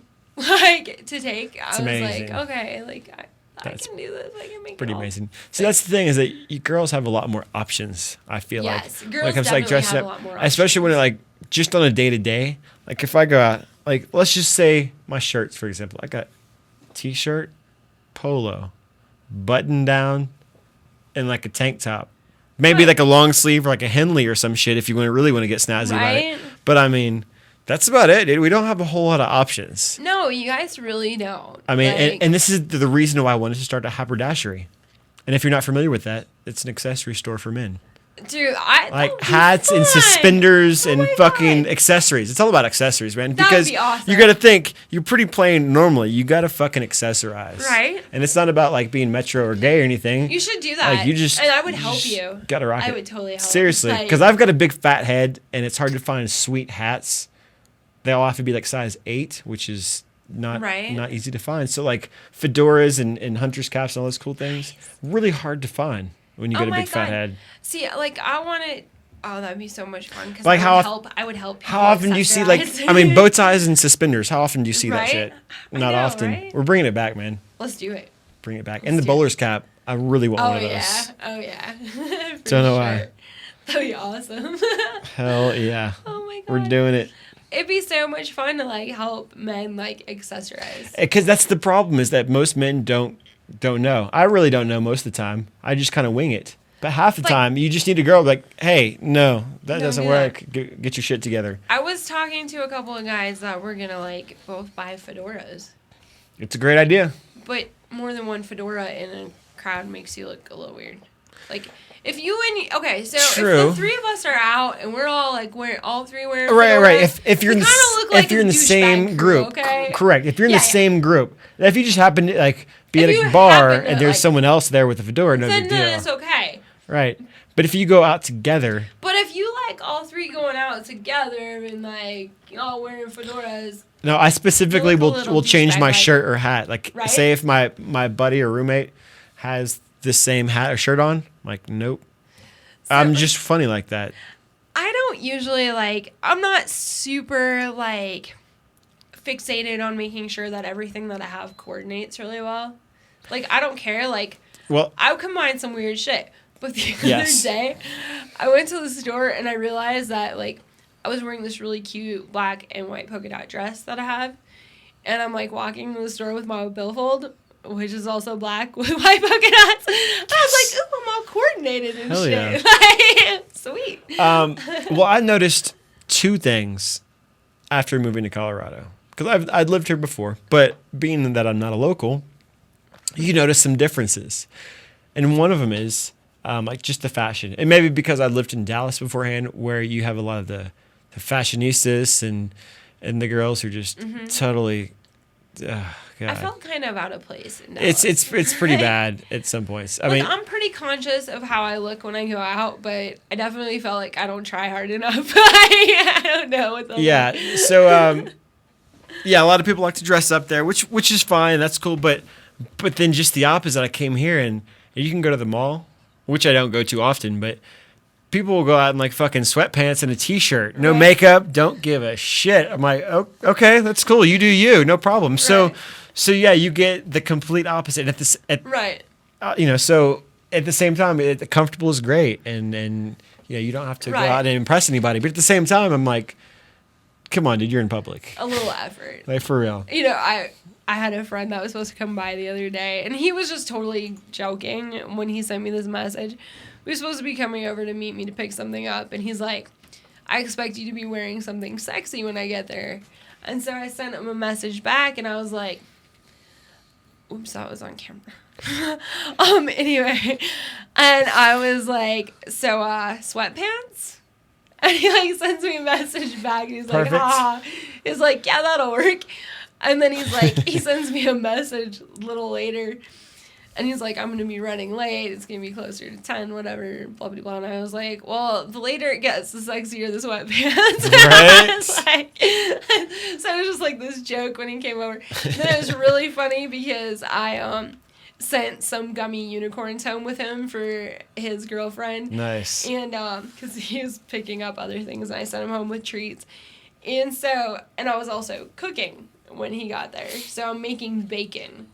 And so his girlfriend, like, sends me a message after he got home, and she's like, that was the most amazing unicorn I've ever put in my mouth. And she was like, thank you so much for sending my boyfriend home smelling like bacon. Wow. I was like, anytime, babe. Anytime. Yes. Yeah, I just read one of those little, like, late night text messages. It's like, dude, what's up? It's like, it's 3 a.m. What do you want? It's like, I'm making eggs. And bacon. Be right over. Yes. Yes. Like, dude, 9 chances out of 10, if you stop at my house, like, there's usually some cooking probably I'm going cooking. on. I think actually 10 times out of 10 I've been over, there's been some cooking going on. It's really funny because usually when we invite people over, like, we're just getting home, like, it's been a long day, we haven't eaten yet. And, like, the other day we sat down to eat, and it was just me and Jeremy in the house, and he's like, is anyone supposed to be coming over? And I was like, no. Whoa. He's like, holy shit, we have food, and, like, there's nobody here. It's like, because I always feel bad, because, like, usually I know, like, whoever's coming over has eaten already, and, like, they're usually only coming over for a few minutes or whatever. And I'm like, dude, I'm eating. Fuck this. I'm starving. I'm like, it never happens. Like, eat in peace. Right. Quiet. I'm like, oh my God, it's just weird. Like, it's just me and you. Like, what the hell? It happens every once in a while. We're just busy people. It's good to be busy, though. I think idle hands are the devil's playground. Oh, yeah, for sure. It's really funny, too, when I don't have shit to do. Oh, my God, it's terrible. But I'm so much better when there's 100 things going on, I feel like. Right. Obviously, you're more productive when you have shit going on. Right. But yeah, I just feel like an actual member of society. Right. Like, I know. Like, all right, I got a job, but that's only so much. I had a day recently where, like, I kind of, like, had this breakdown. Like, I'm not usually alone. I mean, I'm alone often, but not, like, I usually have 800 things going on. Mm-hmm. And so recently, I had a day that, I think it was Jeremy's first day back at work after APA. May have been last Tuesday. Anyway, it's all a blur. It was my first day, like, completely alone, and, like, probably only my second day where I had, like, nothing to do at all since the shop closed. Mm-hmm. I had, like, a complete freaking breakdown. I am not a productive member of society. Like, I have not made any money today. It sucks. Like, I am fucking lame. And, like, I was, like, crying and shit. And I was, like, all of a sudden, I'm like, this is, like, my first day off. Like, what the fuck? I'm, like, having a total breakdown. And you know what's terrible is some people do that every day. Every day. Like, I couldn't. And I think what made me feel so super guilty was that I had kind of slept in that day. And, like, I try to get up when Jeremy leaves for work or before he leaves for work. Just because, I don't want to sleep my whole freaking day away. And that happens when I'm all by myself. And so I had, like, gotten up, kind of got ready for the day. And then I sat down in the love sack to read this book that he's got me hooked on. And I, like, read, like, 4 chapters and then passed out. And I woke up and I was like, oh, shit. Like, I haven't gotten any of my work done for today. Like, I had a bunch of food that I was supposed to make. I was supposed to make Snickers bars and, like, everything. And I hadn't done any of it. And I was like, oh, my God. Whoops. So I go to the grocery store and then I cry at the grocery store because, like, I spent the last of my money on food because somebody robbed me while I was camping. Oh. And so I'm like, okay, like, this is my last $50. And I just fucking spent it on not even food, but, like, chocolate and stuff to make other food that isn't even for me. Like, it's not even real food. But thankfully I'm selling it. So because people like chocolate. Like, this guy. Right. I couldn't live a day without chocolate. I don't know the last day I didn't have chocolate. Right? That's kind of sad. So, yeah, if you're on my Facebook or you have my cell phone number, I'm going to be making some Snickers bars tomorrow. Which are freaking bomb. Amazing. And I'm going to be making some white chocolate covered, regular chocolate covered, and yogurt covered gummy bears. Ooh. And then I'm going to be making some more of my sour gummy candies. Yeah. Now that I've got that recipe honed in. The chocolate covered gummy bears were like, I don't know when I found out about those. A couple of years ago. I think I was at Central Market or something. I was walking through like the aisle where you just, you try all the candy and then maybe buy some. And like, those were like, what is this about? It's like when you go to the fair and they've got like fried everything. You're like, oh my God. And like the seas part. Right. Like the sky. It's amazing.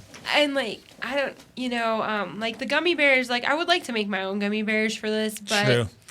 I decided like I'm super picky about the kind of gummy bears that I eat. You like, rock with a Haribo? Yes. Yeah, you got to be. And, they have to be like they have to be super fresh. They have to be a certain You can't have those softness, hard, like Right. crusty gummy bears. That's just unacceptable. And so I've been just medicating the chocolate. Ah, And smart. Pretty dank. Pretty I actually smart. had somebody hit me up. They actually requested these. Ooh. And so Mr. Skipton got the very first batch. By the way, how are those cheesecake balls?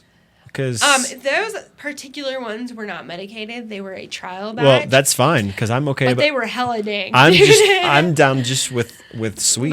Like they were amazing. They were key lime Yes, cheesecake I did see that. balls. Dude, they were fucking. Did you throw some graham cracker in that bee? No. No. So it was just like this yummy key lime cheesecake with a white chocolate coating and then little green sprinkles. That still works. They were really good. I took them over to Jeremy's parents' house Mm. because we were having Father's Day and it was his mom's birthday recently. So Nice. Okay, there's a recipe I'm gonna give to you. I think it's like peanut butter balls. I was just thinking about, but it's like peanut butter, and I know there's some Rice Krispies up in there, and there's something else like powdered sugar and probably some butter, all that good stuff. And then you roll them up and then dip them in chocolate. See, So I have obviously carb free. Have you seen my chocolate thing that I use for doing all my chocolate covered treats? Don't know that I have. It's like this little crock pot thing. It's called a baby Okay. cakes Yes. warmer. Actually, yes, I do. Dude, I've that seen thing that. is fucking awesome. Like, if anyone ever wants to buy me anything, I would like a couple more of these. Because what I do with it is, like, I fill it with the chocolate that I need. Sure. I don't have the patience entirely to wait for it to melt the chocolate all the way. So I take the crock out and, like, I put that in the microwave for, like, 30 seconds. That's Accelerate the process That's the a only little thing bit. I use a microwave for. Like, my microwave is the biggest fucking kitchen timer anyone has ever owned. Okay? Yes. Like, that's pretty much what I use it for. I use it for oatmeal. I use my coffee maker to heat up the water. And Yeah, then we've got a coffee maker. The single shot Keurig. So I just use that for my Those hot are bomb. water to make oatmeal and stuff. Yeah, I'm trying to think what else I use. I hate the microwave. Like, I know. Jeremy's really the one that like kind of pushed me to like not use a microwave. So Yeah, much so when I we have a first met him. toaster oven also, which I think is way better. Toaster ovens are awesome. Mm-hmm. But yeah, dude, those baby cakes, chocolate warmers, fucking best, man. I mean, chocolate in general. You can just have warm melted chocolate just sitting there on your counter. It never scorches. So you can just have warm Like chocolate. fondue And you're all like, the time. oh, I want this strawberry to have chocolate on it that I just took out of the fridge. Oh, dip. Heck Look, yes. it's chocolate now. Oh, I want some chocolate on this banana. Oh, So, look. speaking of, this is just guy code. Don't know if you know this, but never eat a banana and make eye contact with another man. No, you should not do that. Guy, that's just guy code. By the way, just BT dub. Or a popsicle. Or yeah. Any of those phallic shaped. Don't make eye contact when you're doing that. I can understand that. Yeah, that's just even I as a girl understand that guy code. Like across the just restaurant. looking out for you homies out there. Across the restaurant. Yeah, I freaking love bananas, and I usually try to eat them at home for that reason. Alone in the dark. You don't even want to look in the mirror. Oh my gosh. So we were talking kind of a little bit earlier about women down in Dallas, how they are like pretentious, how they look, and Now, don't get me wrong. I'm from Texas, Right. and women in Texas are beautiful. Oh yes. And there's Like, I love the I southern do a lot of hospitality. them. Who would? just saying. And there's a southern hospitality. Like a lot of people down there, very friendly and yeah, it's a great thing. But like I said, Dallas, I think maybe just because you have so many big corporate businesses, Right. and you have a lot of the the stay-at-home moms and the guys that Right. are the big corporate bigwigs. So I think that what happens is you get these guys that have these great jobs, then they marry their trophy wife, Right. so they have really hot daughters. Right. So those daughters grow up and they're like, oh, I'm going to go to SMU and get my MRS degree, Right. or Baylor or wherever else. And so they all they keep like populating that Right. damn town. And this happens too in like LA and New York and shit like that. happens I mean, it happens everywhere. everywhere. But yeah, obviously there's Cherry big Creek, there's big metropolitan areas. Obviously, the Cherry Creek is like the uptown of Dallas, Right, basically. yeah. So same concept. So you're gonna have that everywhere. Right. But So what we're going to do right now is we're going to cut to commercial, and then when we come back, we are going to talk about Valeria, who is a real-life Barbie doll. yes. Hi, I'm Josh Stanley. And I'm Jesse Stanley. Two of the brothers here from National Geographic's American Weed, and we'd like to invite you to come into our dispensaries in Colorado Springs. Come in for the most pure organic strain selection in Colorado. It's all hand grown by the Stanley brothers, especially for our patients. So come in and visit us at our two locations, East Platte and West Colorado. And remember, Always be kind to each other.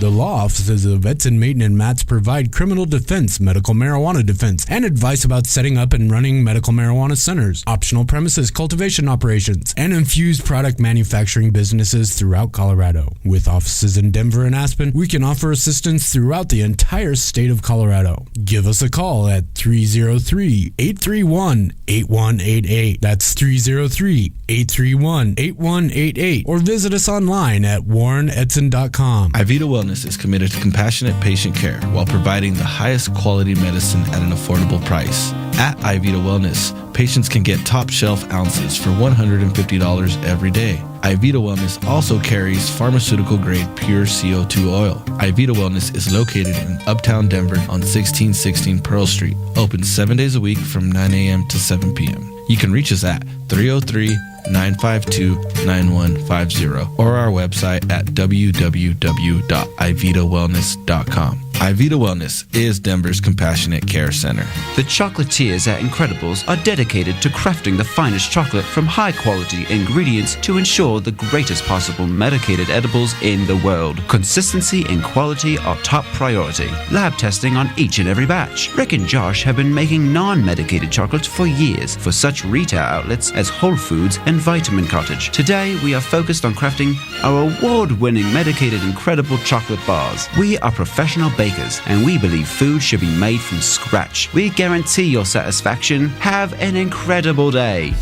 Cannapunch is a delicious and effective medical marijuana beverage proudly made right here in Colorado. Each bottle is freshly infused with 100% pure flower extract from the highest grade marijuana plants available today. Using proprietary extraction methods, every bottle of Cannapunch is consistently and reliably infused with an exact milligram dosage that you can count on to relieve your symptoms each and every time. Cannapunch is delicious. There's never any medicine-y taste. We use only 100% cannabis flowers. No trim or byproducts are ever used in Cannapunch. It does not require refrigeration and comes in convenient, resealable multi-dose bottles from 60 milligrams to 200 milligrams. We have drinks with dosage that works best for you. Cannapunch is available in a variety of delicious flavors like black cherry, watermelon, pineapple mango, and blue raspberry. And we now have strain-specific beverages available just for you. Cannapunch is delicious, convenient, consistent, and effective. Give it a try and experience the Cannapunch difference.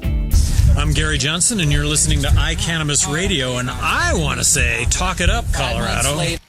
Welcome back, everyone. If you don't know what you're listening to, this is SexPot Radio. That's right. If you don't know what you're listening to, you're probably really high or something, which Hey, for you. We were just talking about Boulder bars and stuff during the commercial break. Yes. Incredibles, fantastic. My friend Ryan Skipton posted up, was it last night, I believe? He, like, took the bars and, like, chopped them up and put them in milkshakes. Dude, I did that not long ago. And then his wife also But not with Incredibles. Also posted up that she had It's a great idea. done it in a smoothie. Yeah. Like, dude, that just sounds fabulous. Like, totally. The blender is, like, necessary in the kitchen smoothie, for sure. They had a batch of the peach ones. I can't remember what the peach one's called. Peach Dream? Okay, yeah. And they had run out of the normal, like, peach bits that they usually use. Right. So they had gone to the store and got fresh peaches. And, like, chopped them up really tiny and put in them. Jeremy brought some home when I was lucky enough to be able to try a little bit. That sounds bomb. Dude, it was fucking good. The peach is really good. Actually, I had that the last time I took a plane trip. I had one for breakfast. Just gonna tell you right now, it's a little sweet. You could probably eat like half of it. I was just like, for sure. But yeah, no, it was delicious. Here's how sensitive I am to edibles at this point. Like, what are the bars? Like 100 milligrams, I think, like the peach ones are. Yeah. Over 420, Chris, our producer, gave me 2 pieces of one of the bars. I'm pretty sure it was a peach one. I think it was a piece of the peach one and a piece of the strawberry one. And I was wasted.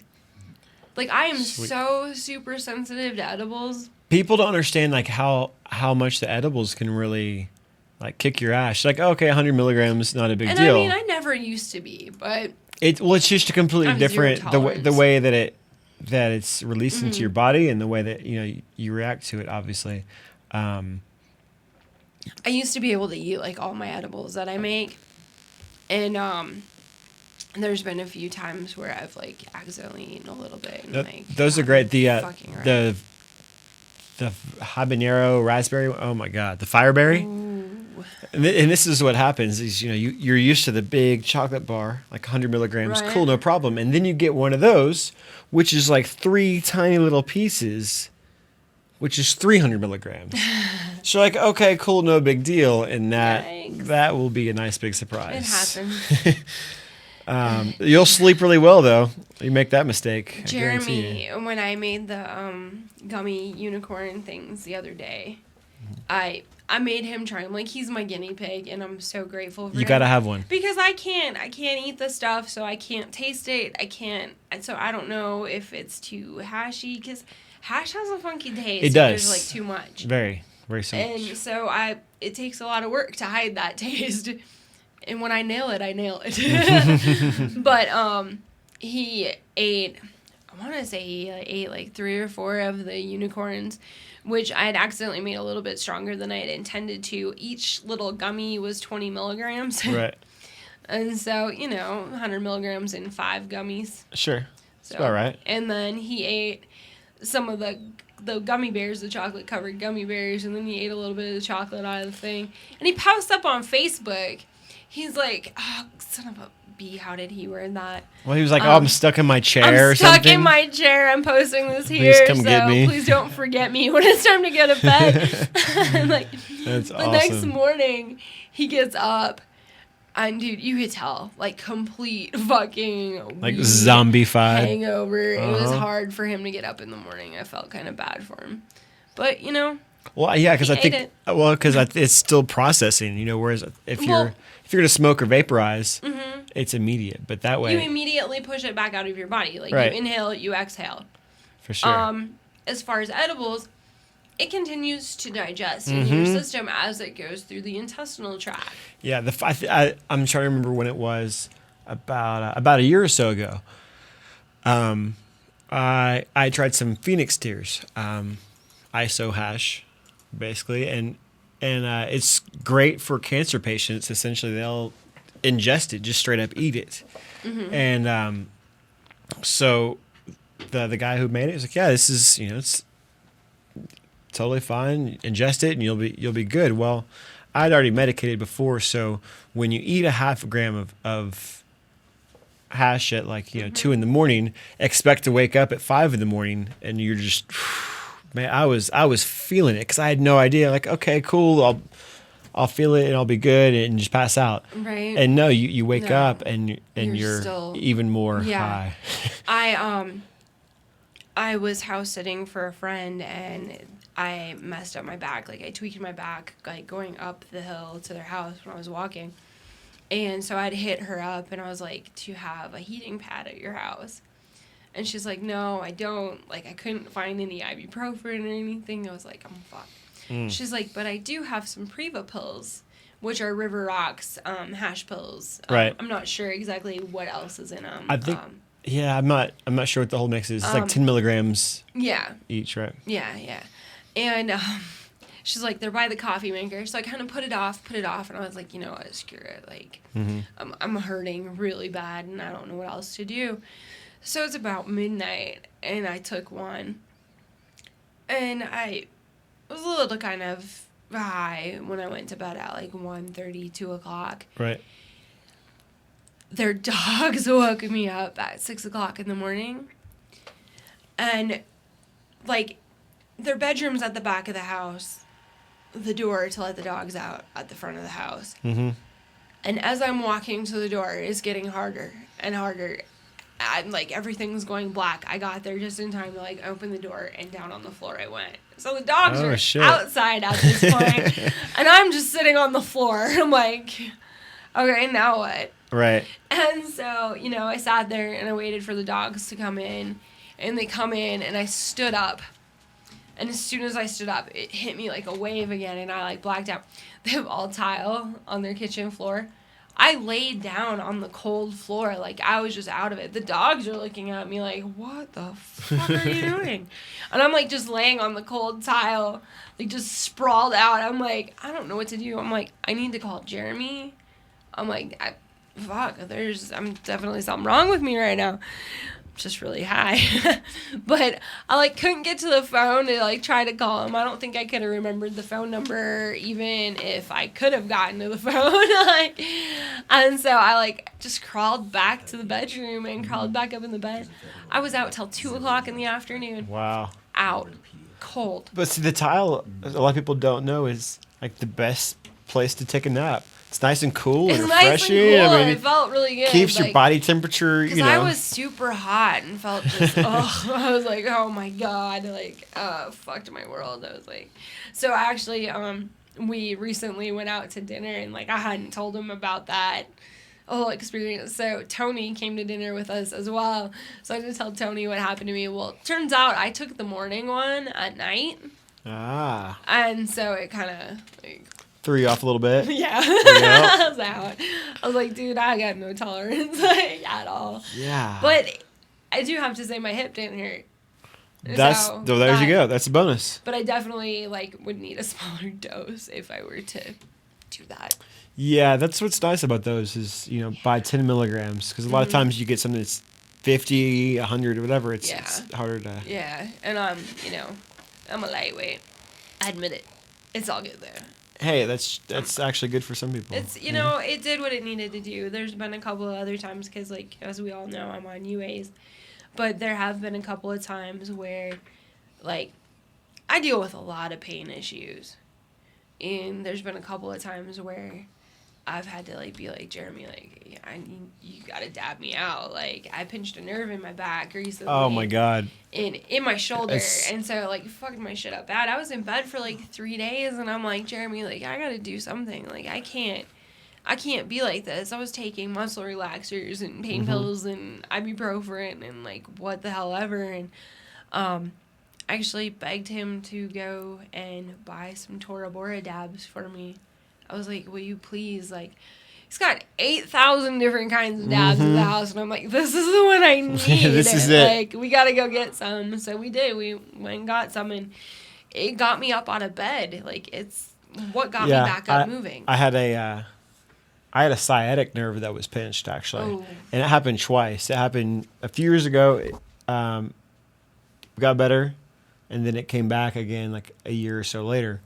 And I was in the service industry at the time, so obviously that wasn't helping, carrying trays and whatnot. But Yeah, like I didn't realize. I'm like, shit, I wasn't even 30 years old. I'm like, I got a bad back. I couldn't stand up or walk or lay down. It hurt to do everything.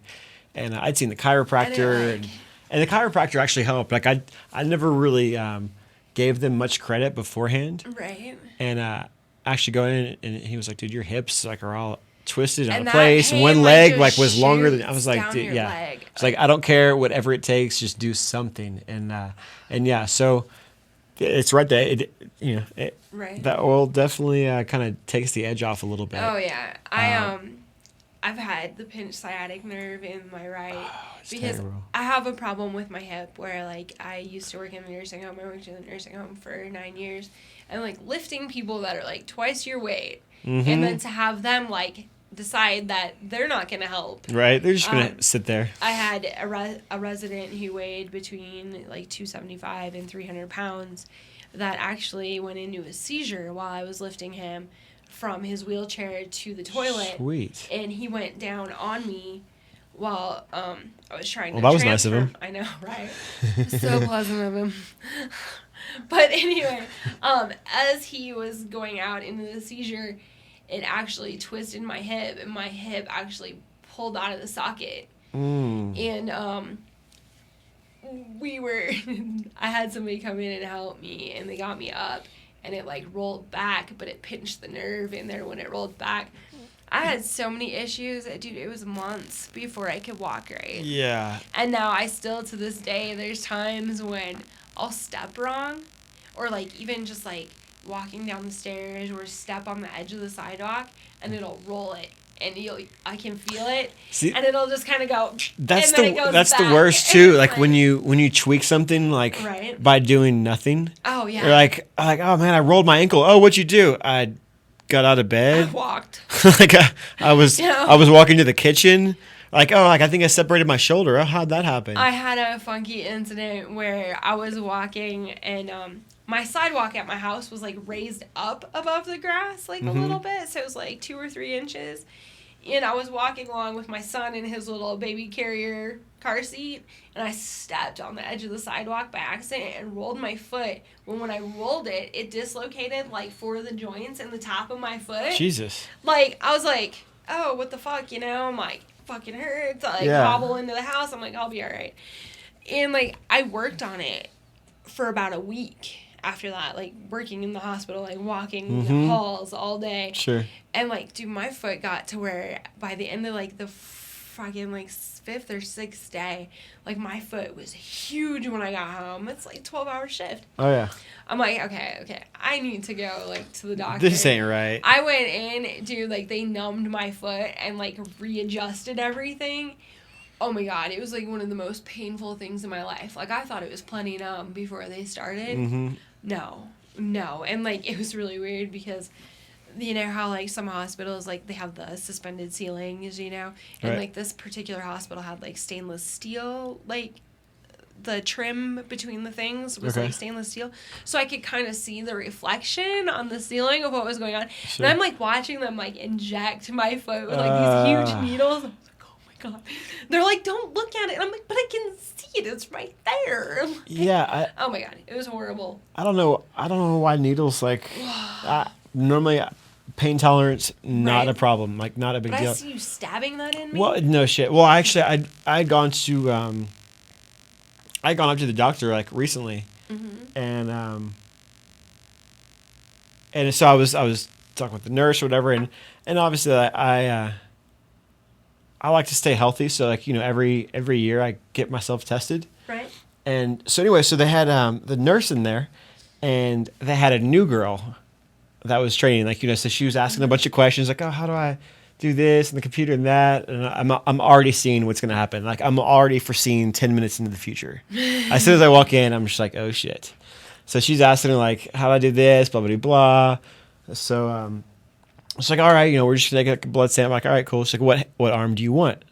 It's like, well, I'm right-handed, but I just had like some pain in my arm recently. So let's just do my left. So okay, I just been working out, so like my arm was kind of sore. So let's just do the left hand, just, you know. So all right, cool. So she's trying to find the vein. She can't find the vein. She's trying to I'm just like, oh shit. And so like the other girl like points it out. So of course she like tries to tie it up and like can't even get it tied up. And then she like pokes me, and of course she misses. So I'm sitting there and I'm like, great, like this is cool. And so the other girl comes to like help and take it out. And at that point, I've never had an issue. I've donated blood, like whatever. Right. And then of course like I start like getting lightheaded, and I'm like, all right, can we hold up a second? I'm just kind of getting dizzy. She's like, all right, no problem. So I get a glass of water. I'm like, I don't know why this has never ever happened to me. And she's like, all right, cool. So we'll just take a break. So how was your weekend? What'd you do? I was like, I just watched some movies. Kind of hung out at home for a little bit. I was like, yeah, I was going to see Superman. She's like, that's cool. I just went and saw it. Like, I didn't really like it. I was like, oh, I heard it was pretty good. She's like, yeah, it was the first movie since Batman that I've seen. I was like, oh, how'd you like that? She's like, oh, I didn't get to see that either. I was shot at.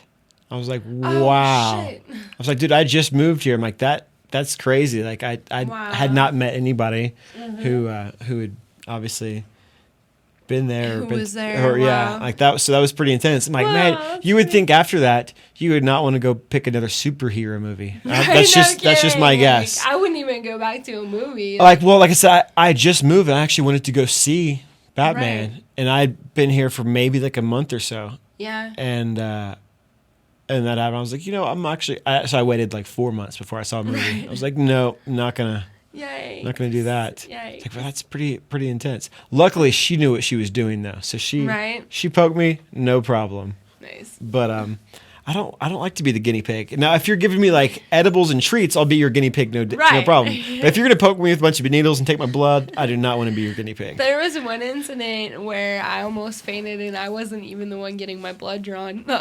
Nice. I was in like my son, like I said, like he has asthma and like all these other issues, ADHD, and like so one of the medications that he's on is like notorious for messing up your liver enzymes and stuff. So you'd have to go in and have his blood drawn every couple of weeks. And this lady, like, she used the butterfly needle, and I don't know if you're familiar with these.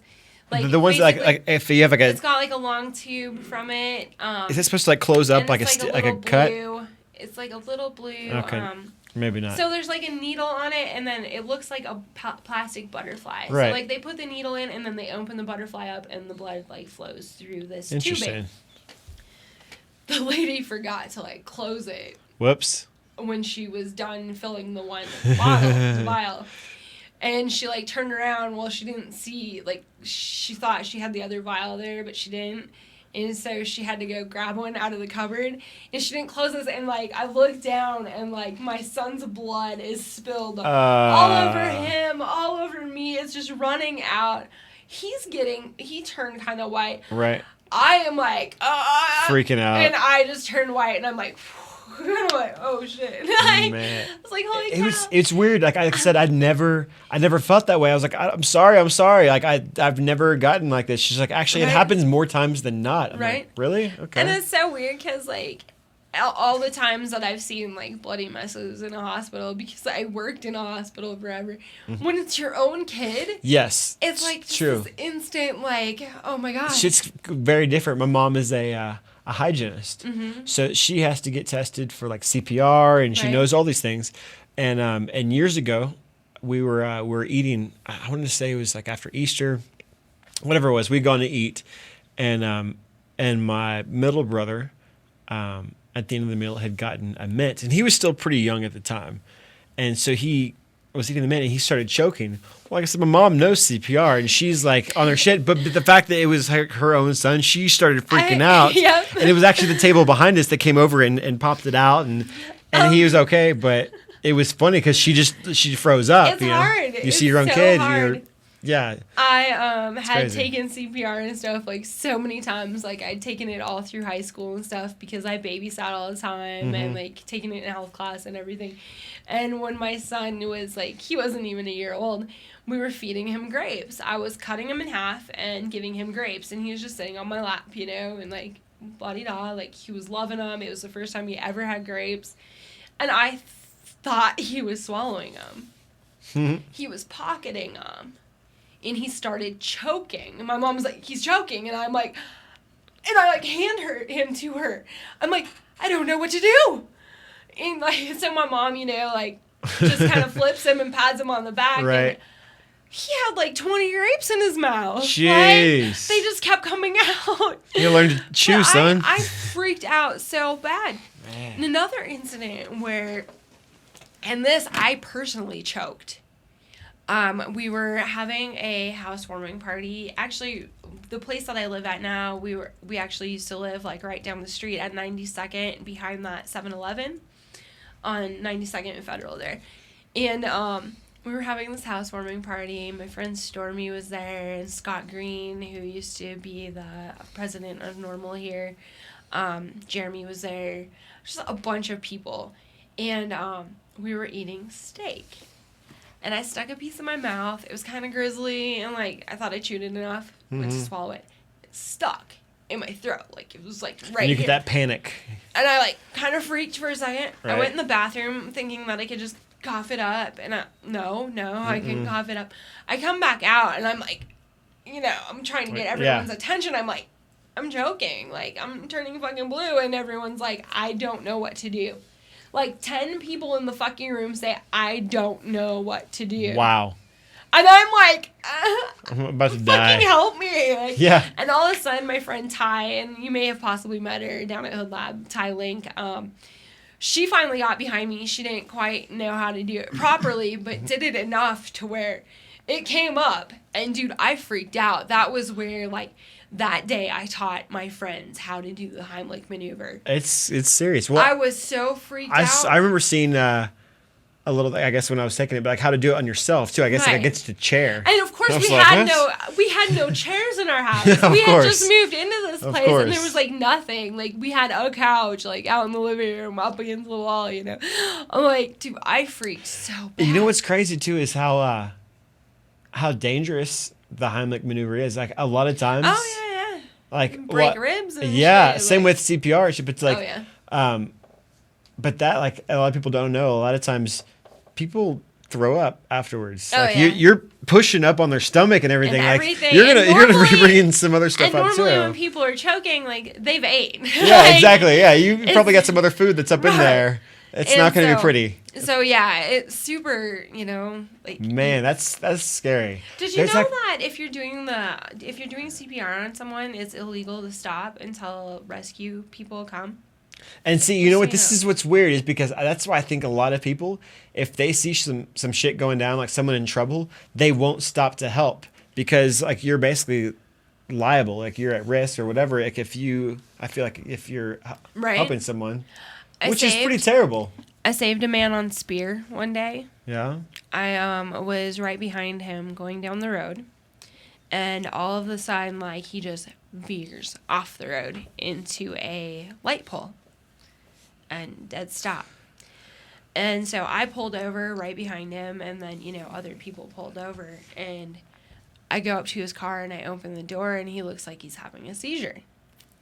Like, kind of freaked out. So I, grab him, like, classic one-man lift, I get behind him, drag him out of the car.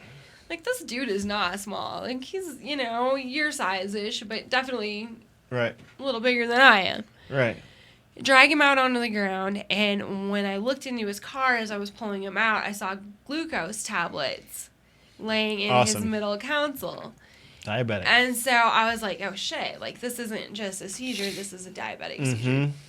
And so I have a couple other people are like there, they're like, what's going on? I'm like, hey, like I have a nursing degree, like I'm pretty sure that he's having a diabetic seizure right now. Like this is what I've decided this is. And I was like, go to his car. I saw a bottle. It looked like glucose tablets. So they go and grab that, and like somebody grabs me a glass of bottle of water, and I like took glucose tablets and like crushed them up and like put them in the water, and got a couple of drinks into the guy. And by the time the ambulance got there, like the guy was finally like coming around and like was doing much better. It was really funny because like as soon as the ambulance gets there, I'm like, this is what happened. This is what I'm 100% positive was going on. This is what I did to fix it. Bye. And I left. Oh, yeah. I was like, I'm out. Like, I'm not dealing with cops. I'm out of here. Yeah. But yeah, like, and it was weird because that particular day, like, had I done anything different, I wouldn't have even gone that way. But I had gone to like, was at Burger King or something, and I'd gotten a burger, and it tasted like shit. I ate one bite, and I'm like, dude, I cannot put this toxic crap in my body. And so I had seen a man standing on a corner like a block back, so I had whipped around and went and gave it to this homeless guy. So it got me going the wrong direction. So I was actually not even going the way that I was supposed to be going when this happened. Jeez. So it's just one of those crazy how fate works out. Yeah, it worked out for him pretty well. You know? I don't know why I thought of, I guess because we're talking about choking. But there's a movie that came out 5 years ago. It's called Choke. Have you seen it? It's with Sam. Hold on. It's okay. It was based on a Chuck Palahniuk novel. The guy who wrote Fight Club, and what's the main guy's name? Anyway, it's about a con artist who pretends to choke in restaurants and cons people into getting money, basically people that save him. And he's also a sexaholic. Okay. It's a crazy movie, but it's weird. Like I said, it's well written. It's really, really funny. Pretty fucking funny. But I just can't think of the name of the main. Hold on, I'm gonna find it. Let's see, Google. Oh no, I just pulled it up too. But no, it's an awesome. It's awesome. It sounds familiar. You have to see it. I'm gonna have to check it out. We didn't get around to talking about Barbie. Oh, yes. But that's okay. We've gone over our... Oh, no. But that's okay. So next week when we come back, we will talk about... I think we're going to talk a little bit more about plastic surgery and Barbie complex. I'll definitely keep this story. And then I'm also going to see... I know a few people that teach CPR and first aid in Denver. I'm going to see if I can get someone to come in and show people how to properly do the Heimlich maneuver. Seriously, that I think is important. We'll talk about choking. Choking. I mean, for fun and for pleasure. For fun and not fun. Oh, I guess that fun and pleasure is the same thing. Huh? you know how that is. Sorry. So that is what we will do next week.